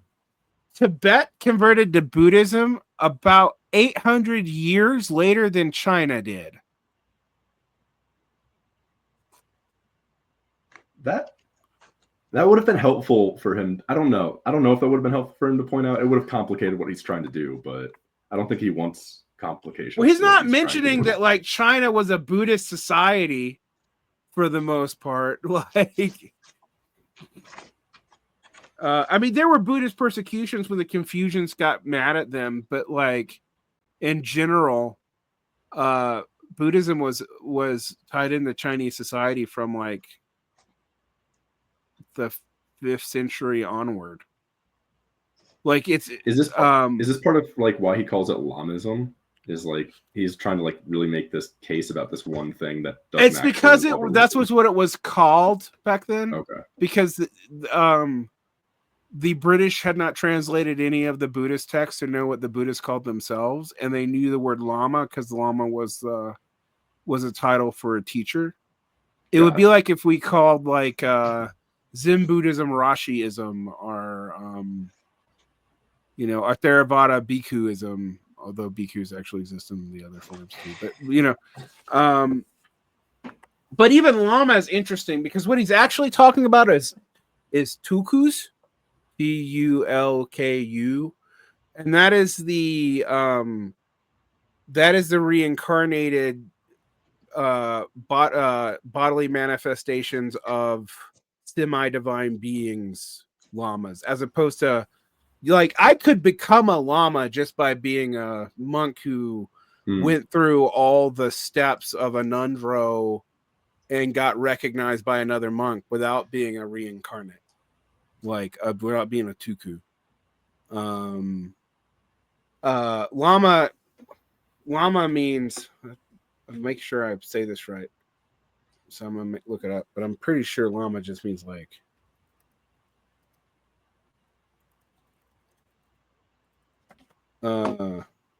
it just means guru. It's the Tibetan word for guru. It's like actually like almost it comes from the word blama, which is apparently the transliteration of guru. I don't know how that happened, but Tibetan's weird. I think this is just all clarifying to me why it seems like this strain of vaguely communist thought has like gotten really big in like media criticism and like literary critique. Is that like, oh, instead of like doing this like weird problematic take on real people, we're gonna like make political ideas on fictionalized groups and peoples instead. Like I can just we'll talk about the meanings of Marvel as opposed like exactly. Yeah, this is the beginning of that, I feel like. Well, I mean, honestly, I don't think it is of no consequence that the CRRU was obsessed with Bataille. That's the cybernetic, what is it, research unit? What's I'm missing what one of the was. The Nick Land group.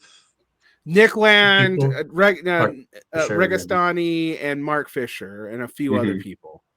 I mean, and Nick Land's first book is on Bataille. Okay. Before, and that's when he still considered himself a left-wing delusion, whatever that meant. But these people were into Bataille and Deleuze and Guattari, kind of like Acid Horizons is, or Machinic Unconscious, or those people are today. And I do think you're right. This is very popular in media criticism, or at least it was from like the aughts to like 2015. And it seems to come back up from time to time. But I also think like doing a historical materialist reading of, say, Tibetan Buddhism would actually require you to learn about 3 languages and 1,000 years of history, and go out and do archaeology too to like back it up, and then probably write like 1,000 pages before you ever got to anything you could even kind of sort of generalize about, which is not sexy. Why do that when you can read one book and make a bunch of theories off of it? But I do find it interesting. But my point about this with the the CRRU is I think if you read Mark Fisher, everyone talks about him as a really prescient political thinker. But most of what he wrote about until the very end of his life was political readings of art. So reading capitalist realism as a media critique and not like a political economic polemic just makes it make sense. Right. Yeah. It does make sense as a media critique. Unfortunately, since it uses political economic categories, that confuses the thing. Exactly. Yeah. Honestly, I think a lot of his most interesting concrete stuff is this stuff on just experiences of psychological health. Yeah, Ghost of My Life. It's actually where he's kind of the most interesting and insightful from even though it's still heavily subjective and stuff, but that's actually where I think he's making the most prescient kind of political insights versus a lot of his other, if you get the big K-punk book, a lot of it's him talking about Margaret Atwood books and right things like that. We read him in English. In English class when I was in college. One thing I would say, though, I want to push back on that a little bit about his stuff, is he has a tendency to later Fisher, past Ghost of My Life, he has a tendency to these psychological problems are a conspiracy by capitalists. Oh yeah. I think that stuff. Yeah, I don't necessarily buy his overall explanation for it, but I think that if you're looking for when he what material where he's trying to make actual kind of political claims that aren't just analysis of media artifacts, that's where it usually pops up, is when he's trying to talk about his perceptions of psychological health and stuff. Well, it also explains his dumbass readings of Corbynism and Syriza if he's actually basing it off of largely superficial reports and then trying to justify his political. I mean, even the Vampire Castle. What is that essay really about? Ultra leftists and identitarians are bad. People forget about the ultra leftist part. Marxist Leninists are bad because they tell the Social Democrats they're going to lose, and we should invest our hopes in revolution in a media figure who, quote, comes from the working class and is working class because he comes from it. Russell Brand, by the way, for people who forgot. That's the main thrust of the article. When people quote that article as if it's mostly about anti-identitarian stuff, that's 2 paragraphs of that article. Yeah. I mean, Fisher was also coming for people like me. He may have even thought of, I mean, I don't think he knew me that well, but he may have even thought about stuff I had said about Corbynism as a waste of time because it was promising this return to a 70s economy that Britain didn't have the material basis for. And probably couldn't easily build it because they're just an island now. And this goes back to if you base your entire political economic thinking on these fictionalized understandings of if Bataille is doing the most the most vulgar of it, but also the most. No, he's not. George Sorrell's doing the most vulgar of it. You know what? That's fair, actually. That's very fair. But this is in that spirit, which is maybe why it sometimes has fascistic implications. Well, this is the other tendency is Jung. This is why everybody in the media critique always likes to move into Jungian archetypes. Yeah, because we talk about Jungian archetypes. Yeah, even though anyone who's actually studied narrative patterns super seriously will tell you that Jung's theory that they're universal is total fucking bullshit. Total, yeah. I was gonna say, I think just in terms of the structure of how he does his book, this feels like Jordan Peterson. Is that what you're saying? No. No. To be fair, a little bit fair to Bataille, I think to be a little bit fair to Bataille, which is I don't know, damning with faint praise or phrasing with faint damnation. I don't know. Like that. I do think I've read like a fair number of like books like this that are like 1950s like writing from like these big intellectuals that I'm just like, well, this is kind of how they all. It's not just like a Marxian thing. Like if people get really into like, oh, we need to bring back like cybernetic theory. It's like there's a lot of like cybernetic stuff that's like really important, interesting. But there's a lot of those. There's people a lot of that stuff like this too. If you read their books, it reads like this, where they're just like, it's like, yeah, they know more on a like technical, like quantitative, like theory basis, but when they start talking about like how it should be applied to like explain these societies, it doesn't read that different. Where it's like, oh, you read like 5 books about like ancient China and like figured that you could like describe like the energy inputs and outputs in this like just like dropped on kind of like way. Like I think that like if you pick up like any book that's like got like a blurb on the front being like one of the 4 most intellectual like endeavors from like anything that's like a trade paperback from 1950, it will read kind of like this. Like no, I mean like Bataille is actually, I will agree with that. Bataille is a more interesting version. Like if you read even a lot of like Will and Ariel Durant's like History of Philosophy and Western Culture actually reads a lot of it like this. Like anyone who ever touched anything psychoanalytic and tried to use it to like explain all of society, sorry, Christopher Lash, often sounds like this too. Like, I'll also give Bataille the benefit of like, he at least is citing his sources, a thing that other French philosophers in his vein just stopped doing at a certain point. Except Foucault. Foucault is like the example of. Particularly like the History of Madness, where there's stuff in there that's just wrong. Like Bataille is wrong because his sources are wrong. To be fair, exactly. And, he is deducing from what those sources say. Yeah, sometimes his interpretations are insane, but usually when he's trying to like list just facts, like it's usually fine, or at the very least you can be like, well, he's getting this wrong because he had a paragraph at the start being like, I'm getting all my sources from this thing. So sorry, like, like usually when he's trying to like make just like, at this time this happened, at this time this happened, you can understand where he's getting it from.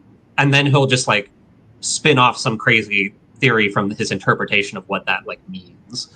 But he's not usually like trying to come up with a theory and then like insert some sort of fact that he's made up like whole cloth, like from his own mind. Mm-hmm.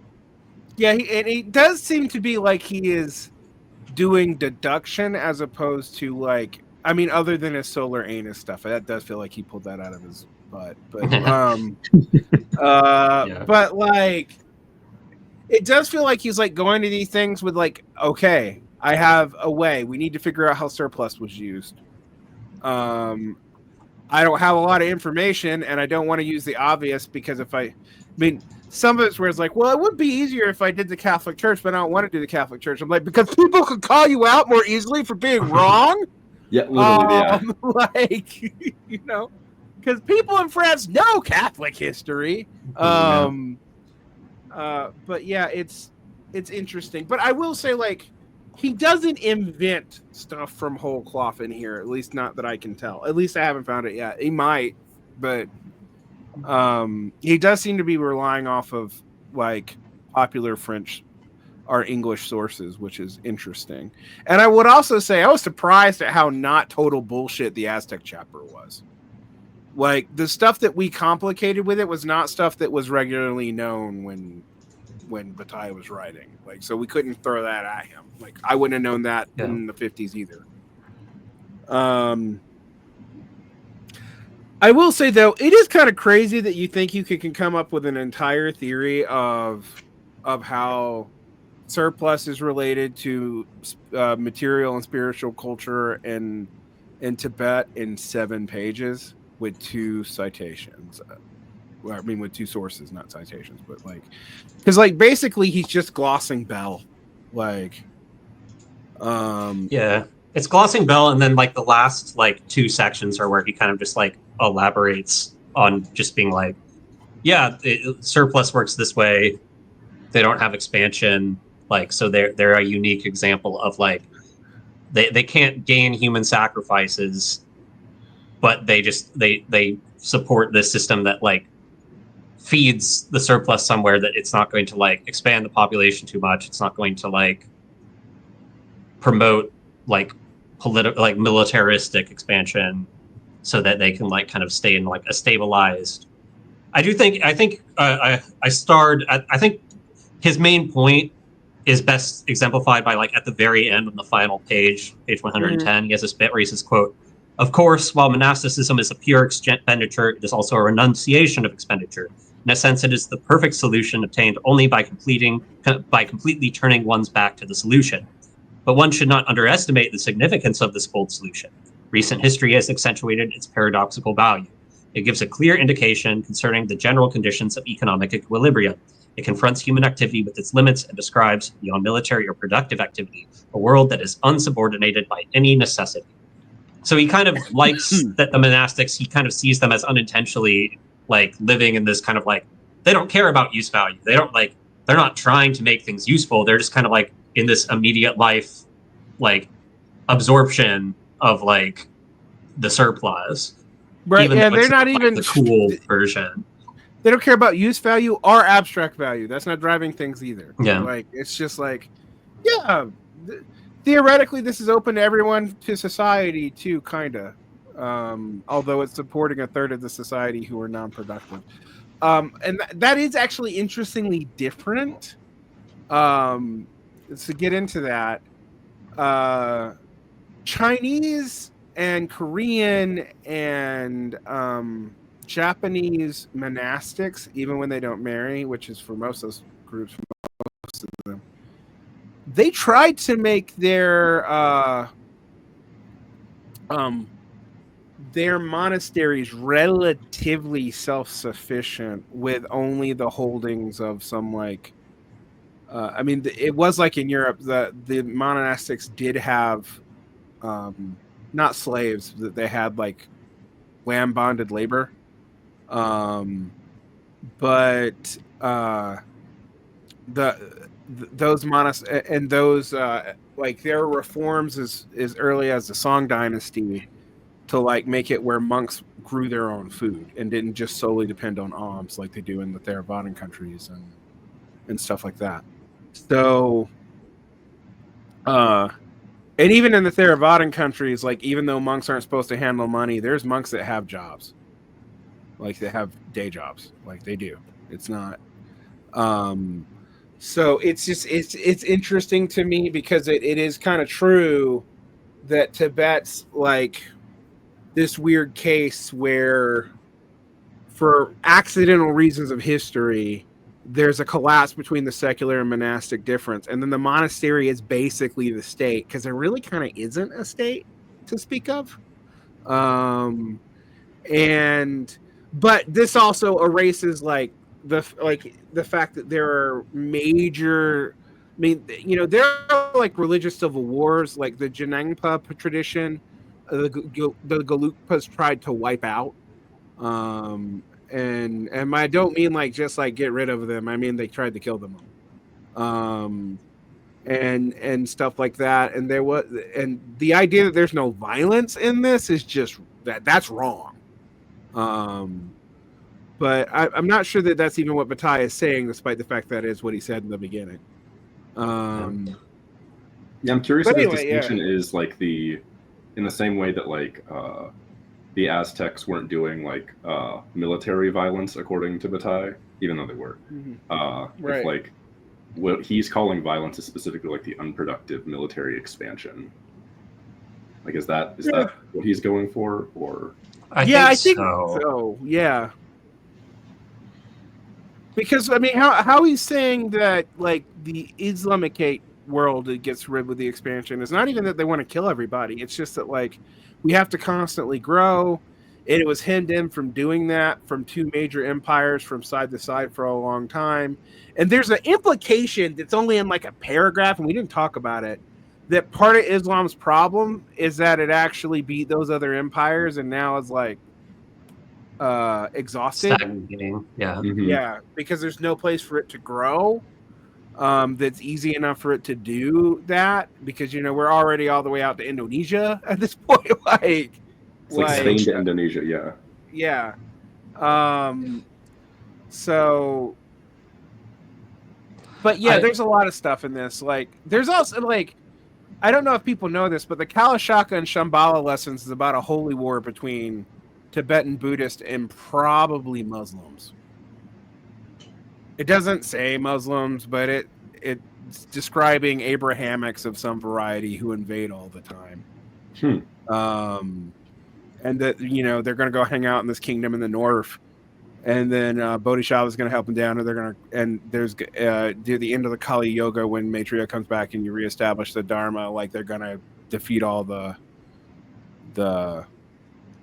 barbarians who are probably Muslims and Christians. So yeah, there's that. Of course, that has been the Dalai Lamas after the 12th or whatever have totally like softened the implications of that and teach it as a spiritual teaching, and don't. But like, yeah, there's some there is actually a direct relationship between Islam and Tibetan Buddhism. It's weird and interesting. Also, the kind of overlap, like if you look at where the Turkic tribes are, and if you look at where like the like Vajrayana Buddhists are, they're both in West Asia, kind of. So like, yeah. Well, also, anyway, there's just generally with all of these, like all of like the three religions that he described, there is just like so much intermingling, and really the distinction of them didn't become apparent until maybe the 17th century. Like in a lot of places that were like very like still peasant oriented.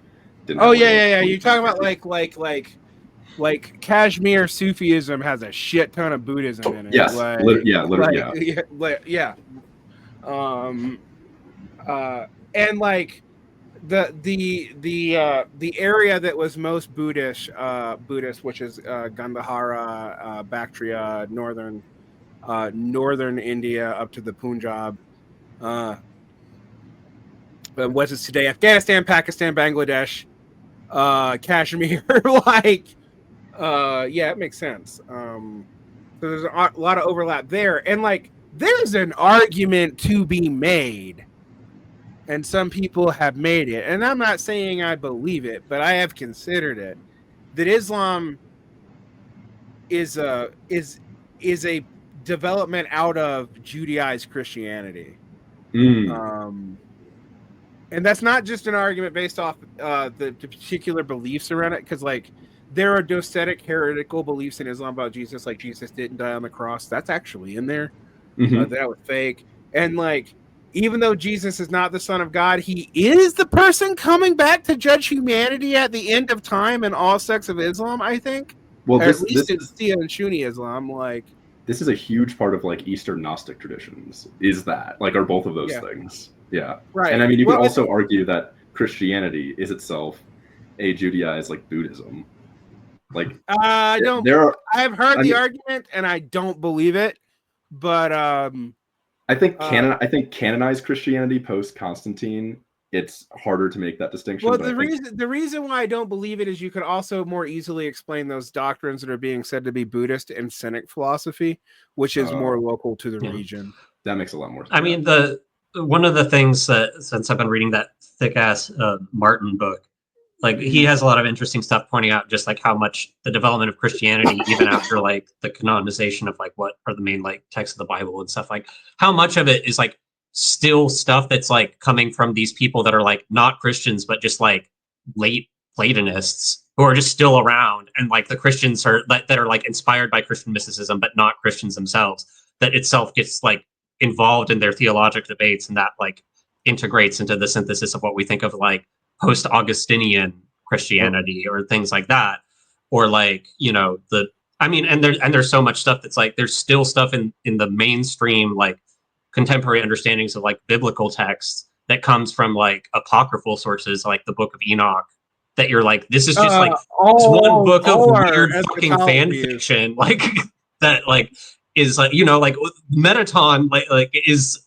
from that, and like it's kind of like in modern all the angel like, yeah, like there's weird stuff like that that's like total, it's like that's not in the like main sources that we have now, but it's like from this weird external stuff that's somehow accepted but not. Like you get weird shit like that all the time.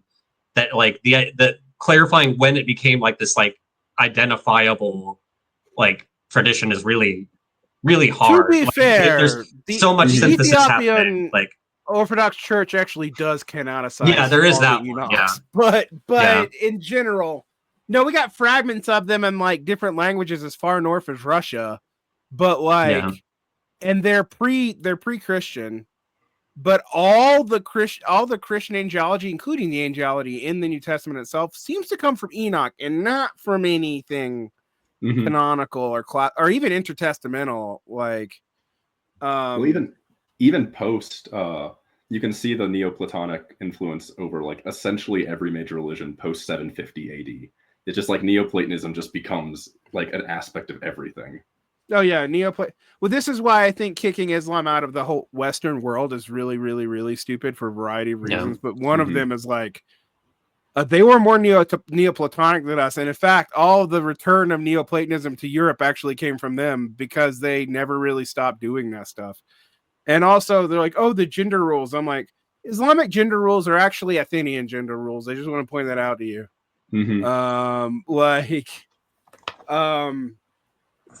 With some ancient Near Eastern stuff thrown in, but actually remarkably similar to Athens. But yeah, there's weird shit. Like, I get really obsessed with this one. Okay, I have weird obsessions. You guys know that, but I get really obsessed with in that way. I'm like Bataille. With this one poet called Nonus, because Nonus is the earliest thing I have anything like racial ideology that isn't from an Islamic or Christian source. But the thing that's weird about Nonus is the book with the racial ideology is this book called the Dionysica, which is about the Dionysus cult fighting a bunch of black hordes, but they're from India, not Africa. The Africans are actually on the good side. Yeah, that. Huh. What's it called? And this is it's called the Dionysica. But the same guy, at least the same guy, as far as it's attributed to him, and the styles do seem to match because he wrote in like this weird late fake Homeric Greek. He wrote this thing called the Metabole, which is just the Metabarons. No, the Metabole. I like the Metabarons. We should talk about good old crazy. What's his face? Sometimes Jodorowsky. But and it's actually been 10 years since I've done a Jodorowsky podcast, so we should come back to that. But anyway, he wrote a paraphrase of the gospel. The Metabole is a paraphrase of the Gospel of John that is like half Platonic. And this is by this guy who's like he reads like a Hellenismos guy, like a guy who was like siding with Julian. But then he seems to have converted to Christianity. Maybe, but it's a weird form of Christianity. It's bizarre. I'm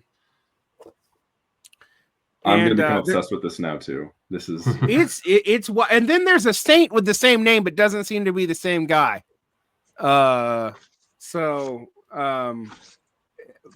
also my other obsession is figuring out how the hell John the Revelator got associated with John the Apostle, because they don't share anything at all. But you know, I get obsessed with weird shit. I was also obsessed with the Buddhist origins of Christianity thesis, because there is evidence that Iasoka's missionaries got as far out as Egypt, and they are mentioned by Greeks. But if they had influence, they actually seem to have radicalized the Cynics and the Stoics. They don't seem to have directly influenced Christianity. Although I will give the one thing that's weird is what other groups have monasticism? Because it like monasticism in Christianity is kind of strange. I guess there is a precursor to it in Nazarenism or Nazaritism, but like It's a little bit different though. Yeah. Yeah, it's whereas there does seem to be some relationship in like the formations of the order of what's his face and Jain and Buddhist religious traditions. But again, we don't really have any hard evidence for that. Except in the case of my other favorite weird obsession in Manichaeism, because Manichaeans speak in Christian when they go to North Africa and into Europe, but they speak Buddhist when they go to East Asia. So by that I mean like Manichae actually talks about Buddha, which makes sense because Iran's actually pretty close to India, in some of his writings. But the Christian side of his stuff is emphasized as they go west into North Africa. You know, when they get Augustine, supposedly, if Augustine's telling the truth about his life. And then when they go east to China, where they survived for a long ass time, they adopt Zoroastrian and Buddhist terminology almost across the board. And they play up their Buddhist beliefs. And that is the argument of Manichaeism being like the first world religion even before Christianity. Although Buddhism seems like a world religion because they were going out and converting people like from the 3rd century at least. 3rd century BC. So I don't know. This is a long diatribe that doesn't really help anyone with Bataille. It's what this is the kind of shit that this book brings up, though. Yeah. I was like, to be fair, this might be the thing that Bataille would want. I don't think Bataille wants to help people reading Bataille. Yeah. No. I was gonna say on a kind of just separate thing, like reading the part on lamaism. I was thinking about like I think that he does have some interesting stuff that I think is kind of true, just about when he's sort of making little comments, which is sort of like ripped from Bell, about like just like the like geopolitically, like he's kind of pointing out like one of the reasons that like Tibet is in this like situation that he thinks is because it's like it's small, it's mountainous, like it's defensible, but it's also not necessarily something that it you know, if someone takes it over, that like why would they stay around, decide to just like deal with the population. And he has that bit where he kind of says like, you know, Tibet has the benefit of like being surrounded by people that all don't want each other, but that's not necessarily like everyone else is contesting each other around them, but that doesn't necessarily guarantee their like safety in any sort of like concrete way. But one of the things that it made me think of is I was just thinking back to like some previous stuff in the Discord, like maybe if I was going to try and be like, okay, I'm going to sit down and I'm going to try and like do an analysis of a place in like Bataillean terms, just like as a bong rip like thought experiment of just being like what happens if you try and like apply this. I was like an interesting scenario that this makes me think of is like how would Bataille analyze like the early like the Zapatista like situation and how their society like has to deal with like excess and getting resources. It was just like this weird thing that like popped in my head that I was kind of like, I feel like some of his points in by this is like, which it now has done. Yeah. Yeah. And it's weird go to the hills move kind of thing that they've done. Right. Well, I mean, here's the thing. Like, one of the weirdest things about the Zapatistas is you could go to Zapatista territory as a tourist. You had to pay them to bag your head and take you out there. And that was one of the ways they got income. But like... they have lots of students doing like anthropological like tourism basically, and you know I think I met someone who maybe went out in undergrad or something like that. I know people who went out there. Like when I was living in Mexico, it wasn't even hard to do if you were a Westerner, because they just like, you just pay a certain amount of money, they come and bag your head, they drive you out there, you take off, you hang out for a day, and then you come back.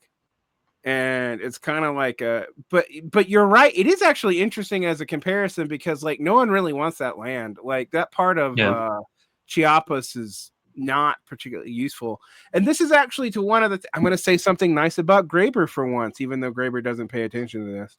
Graeber talks about how like people who like to get away from central governments tend to hang out by the ocean or the mountains, because it just becomes hard to like enforce anything on you if you're going up into the hills, or if you're going into the water, be like, I'm just not coming back for a few months. You guys have fun with that. And I think that's true. And I think Tibet's one of these interesting examples of like, yeah, it's a country or a region or a cultural group that exists with a strong literary tradition, but in land that sucks. Like it's not like the Himalayas are super fertile. And surrounded by two major empires, and it's really damn cold.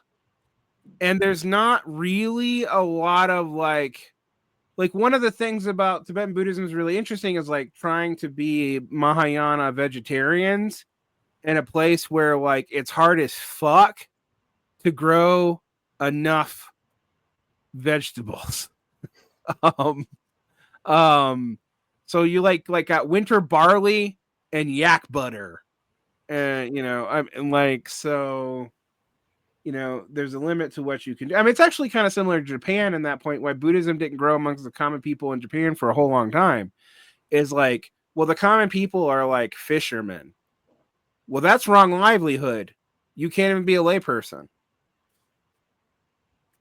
If you catch and kill, not if you eat meat, but if you catch and kill animals as a layperson, you eat meat as a layperson, but if you catch and kill them, you can't be involved. Which was actually probably one of the historical material reason why Shin Buddhism developed in Japan in particular, and focused amongst the peasantry. Wasn't just because it's like Christianity, so it's Salvic for idiots. No, that's not really the reason. It's that it said that since the Dharma was so degenerated, we can't hold people to the right views anyway. You're going to have to be reborn in a pure land later on, and then like everybody's going to figure this out later on. We're just not going to worry about the right livelihood rules. Like, so you have all these pure land, like monk saints or former monks going out and like preaching to prostitutes and going out and hang out with fishermen. And interestingly, there's a similar tradition in the Nyingma and Sakya stuff. There's not so much Pure Land stuff, but like that gets rid of a lot of the rules. Tantra being one of those things that like inverts a lot of the rules of Buddhism, to go out to the lay people in regions where like you kind of have to eat meat to live there. You don't now, but you did. Like, I don't know how you sustain large, like even pastoral societies in like central Tibet off of a purely vegetarian diet. I just don't know. I don't know how you do it. It's like asking people to like live off of wheat in the desert. It's just not going to work. So it's interesting. I bet Bataille would actually like.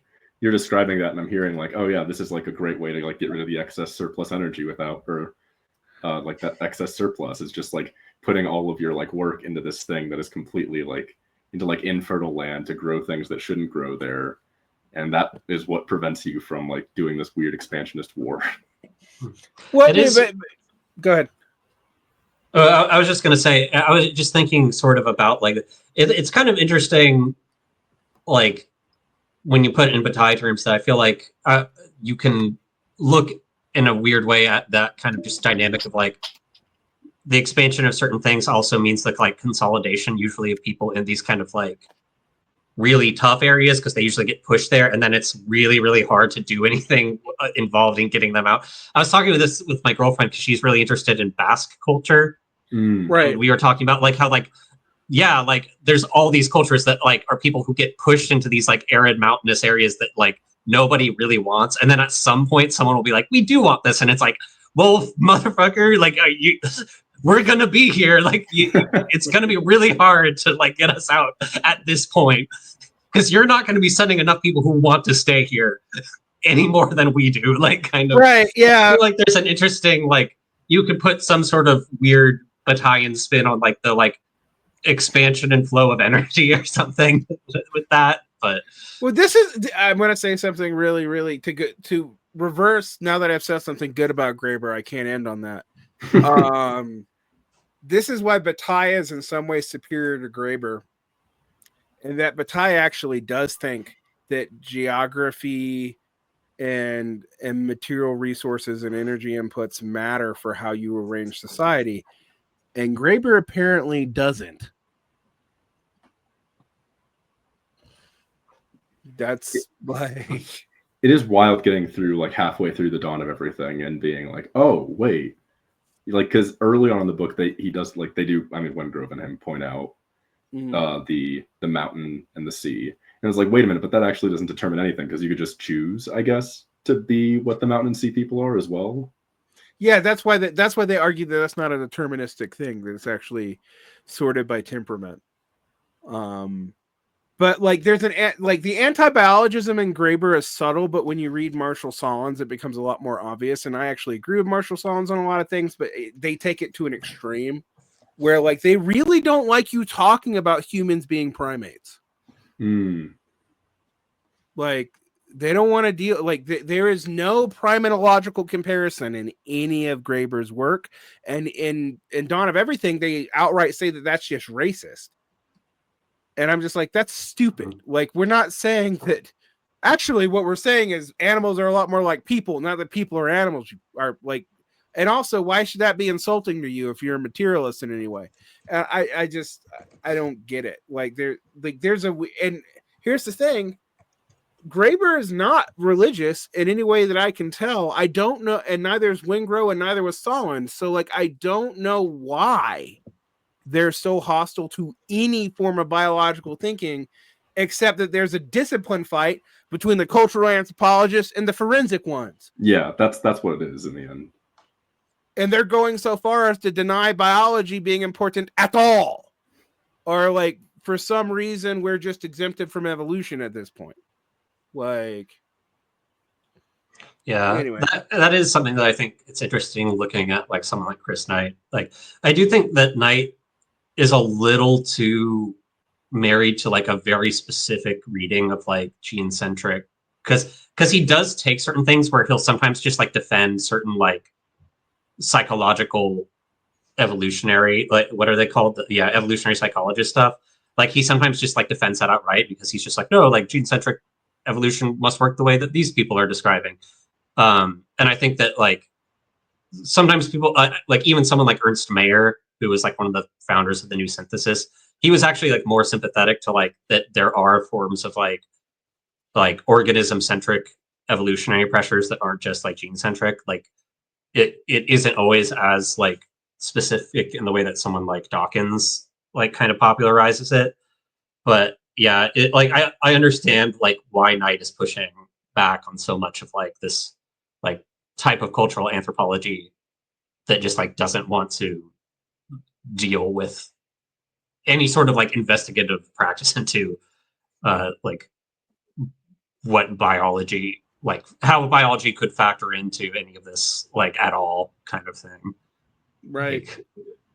Like, I mean, and I get it. I mean, I'm reading some critiques of Marx from like Von Ree right now. Those of you who are patrons will get those soon enough. About like 19th century romantic racism that's actually less racist than Gerbenau. It's not the kind that are like, oh, we need to keep the races pure and everything's racial competition. It's a kind of like, well, there are inferior races, but if they just intermarried with people from productive societies, it would be fine. That is Marx's position apparently, yeah. And they like Van Ree quotes it. It's not out of nowhere. So like we should support the abolition of slavery so black people can marry white people and thus become fully human. They wouldn't say the last part, but that's like that. But that is actually that's their argument. Like it is Lamarckian genetic. Because they don't think it's just about interbreeding. They also think it's about like, well, you'll train your self to have these traits because like it was labor that gave us the thumb, which is yeah. There's no evidence of that. I mean, also like yeah. I mean, the idea is like it was labor that gave us the thumb, and that's why we. That's what Engels says. Marx actually, weirdly, I didn't realize until recently how obsessed he was with soil conditions. Not just the way that the eco-socialists talk about it. He explains racial differences off of soil conditions.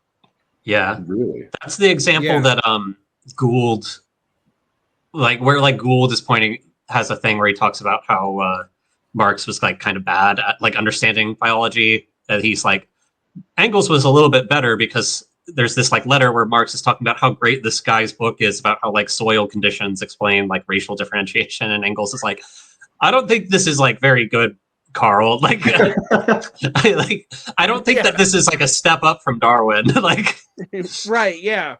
Van Reed talks about the same thing, and I remember the only other place I'd seen that was Gould, and it's like, okay.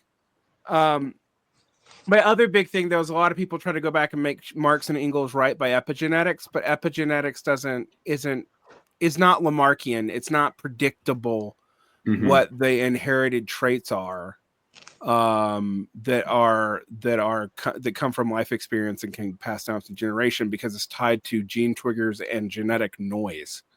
So like it's not actually positively adaptive in the long run. For example, for people who live through famines, to slow their gut flora down so that they carry more weight later. Like, because in 3 generations, it makes you fat. But that's like the thing that people talk about. That's like the most common thing brought up from epigenetics. But it like doesn't work like Lamarck at all, and it definitely doesn't lead you to like labor giving you the thumb. Yeah, I mean, I'm always interested in those like points about like certain aspects of biology that do kind of like complicate in a way the like sort of like individual environment, biology, social like stuff. Like there is stuff like the stuff about how, you know, like what a mother consumes food wise like during pregnancy does have a discernible effect on like the infant, even from being in the womb to birth. Like it can impact like tastes that they find like pleasant and stuff like that. I'm always like, that's like a really interesting like dynamic about like sociality, environment, like biology all like playing into each other. But if you start like making it like that's how evolution works, like that, like it, you know, like there's like you need to have like some sort of like really more investigative thing into how all of that kind of like more immediate like shifting biology to the environment versus this like long span inheritable like process is like very, very different like dynamics that need to be like teased out, like what's going on there. You know, like as sympathetic as I am to there being a lot of interesting points about like the blurred line between the social and the like natural or whatever, like it's easy to like make a claim of like, and see, we just like change all the time our fundamental like stuff just like by being in the environment. Like it's like, well, yeah, but no, like, you know, like there's always like this like more like nuanced like process that you have to like go into. There is stuff we don't understand like that. For example, skin tone changes faster than natural selection should indicate that it should. Like if you look at like the skin tone of certain groups when they move to certain areas, like it does change. Like if you think about, for example, most Europeans can be brought back to the upper North Asia either through the Asian steppes, Anatolia, or through Mesopotamia, right? That's where most of the European haplogroups come from. They probably didn't start out this pale, but there's not an easy way to explain how quickly they got pale if you're basing it only on recessive traits. It does seem like there's something about like an interaction of traits and natural selection and sexual selection that is accelerating it. Or the soil. Have you? Look, Marx really does believe. I mean, like the other thing that's really funny is they're not so much skin tone racist, except their thoughts on black people are wild. The more I read about Marx on Africans, it's like you're really progressive in a lot of ways, and then really not in others. His correspondences on the Civil War are wild. Right. Yeah. Well, and also, I did not know. I got asked for the show if Marx was pro the American side of the Mexican-American War, and apparently he was, because he thought the Mexicans were too naturally sluggish to actually develop California. Yeah, they live in a hot country. They're going to be in a hot, arid country, so they're going to be sluggish and sleepy people. Like, right. That's like basically like the type of racist he is. Like, right, exactly. But what's weird about that is he's like, they're also really pro intermarrying and miscegenation, and you don't get more than Central Americans, really. So like, I'm like, you're not consistent amongst yourself, because also like their opposition to the British Crown in Canada actually makes sense. Although it makes a lot of the whole argument that Marx thought, the implication of a lot of current people that Marx would have thought that the American Revolution was just a counter-revolution if he knew enough about it. Like, that's crazy to me. Yeah. It also is crazy to me that these same people still think the French Revolution counts, and they defend the British, who sided with the Confederacy in the Civil War. That was the big thing. It's like Marx's entire project throughout the Civil War was being like, hey, the British workers are still with you. Hey, the British workers are still with you. Fuck the crown. Fuck the tribune. Well, and then what you realize, what I realized is the expansion of the Raj is directly related to the end of the Confederacy. Yep. Yeah, that movement over. Yeah. I did not realize that till recently, but I was like, oh, that's dark. Okay, all the people who are telling me that the American Revolution is just a counter-revolution and that the British are somehow fucking good. Yeah, if your argument ever hinges on like how good the British like state is, like you need to like take a good hard look at like what you're saying. Like, also, like really like. It's also interesting that I did not realize this until recently. I was reading some more stuff on the Irish questions with Marx.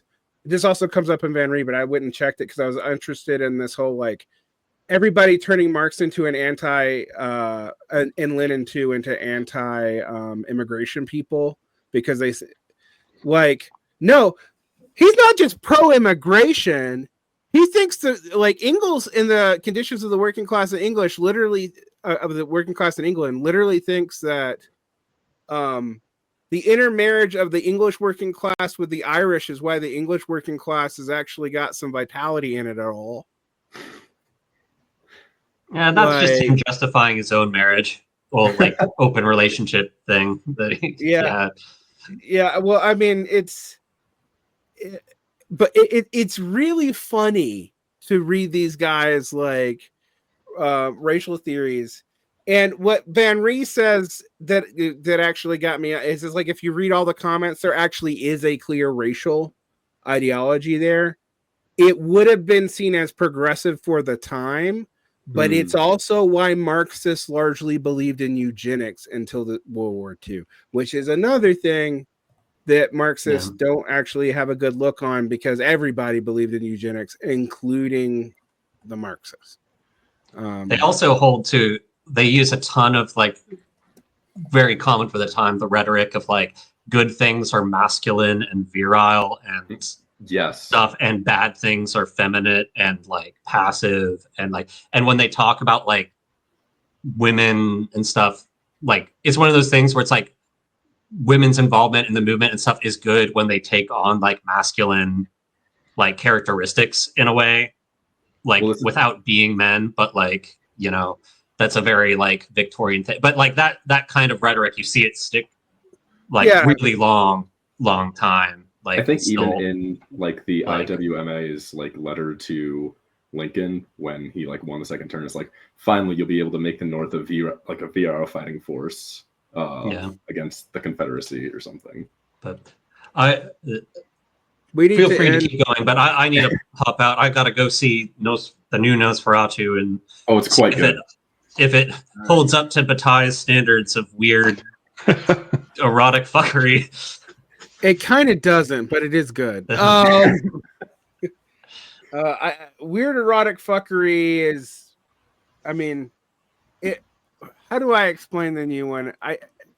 It's very close. I mean, it's a very faithful remake to the first, not the Herzog one, but it is kind of like if you took the Herzog one and then smash Bram Stoker's Dracula by Coppola together. That's what you get is Eggers Nosferatu. That's my take. Because I saw the Herzog one for the first time this Halloween with my girlfriend. I liked it quite a bit, but it was funny because she's like read the book and she was like, "Is this just Dracula?" I never knew that Nosferatu was just. I thought he was just a different vampire, and I was like, "No, this is just Dracula." Really, it is. Yeah. The only thing he adds is a plague. Like, I mean, it was someone in the Discord pointed out that Nosferatu is just solving the problem of Dracula being like half horror, half adventure, part romances. They just go, we're just going to cut out the adventure part where they're going on an escapade in the mountains, and like we'll just put it all into London and make it a horror like thing or like whatever. But where's into Germany or whatever. Yeah, it's like in Hamburg or something. Yeah, but, I do think that you also get like very Ingalls mustachy times in the Eggers. I will give it that. So on that note, since we've been off topic for 30 minutes anyway, we're gonna end and we're gonna come back in a month and we're gonna finish this. We're gonna talk about the origins of capitalism and the Reformation, aka weird Max Weber. I do remember this, like Bizarro Land Max Weber that we're about to get. And then the bourgeois world, or the fundamental contradiction of the search of intimacy and work, which, I mean, that's a pretty good title. And we'll complete that. I've decided that Excavations is where we read the weird shit, that after we finish Bataille and the Accursed Share Volume 2 and 3, which is longer but weirder, we're going to read Stanislav Lem's Summa Technologicae. I'm just going to put it in our cycle, so it's going to be probably 2 years from now if we actually fucking get to it. But there we go, because we talked a lot about science and pessimism, and I want to read something that's like bizarre in the complete opposite direction. I like it. So we will come back to that after, but I think we got another year of Bataille easy. We'll finish this book in 2 more sessions, but we still got the next one. All right. And on that note, have a good day. Bye-bye. Bye. Bye.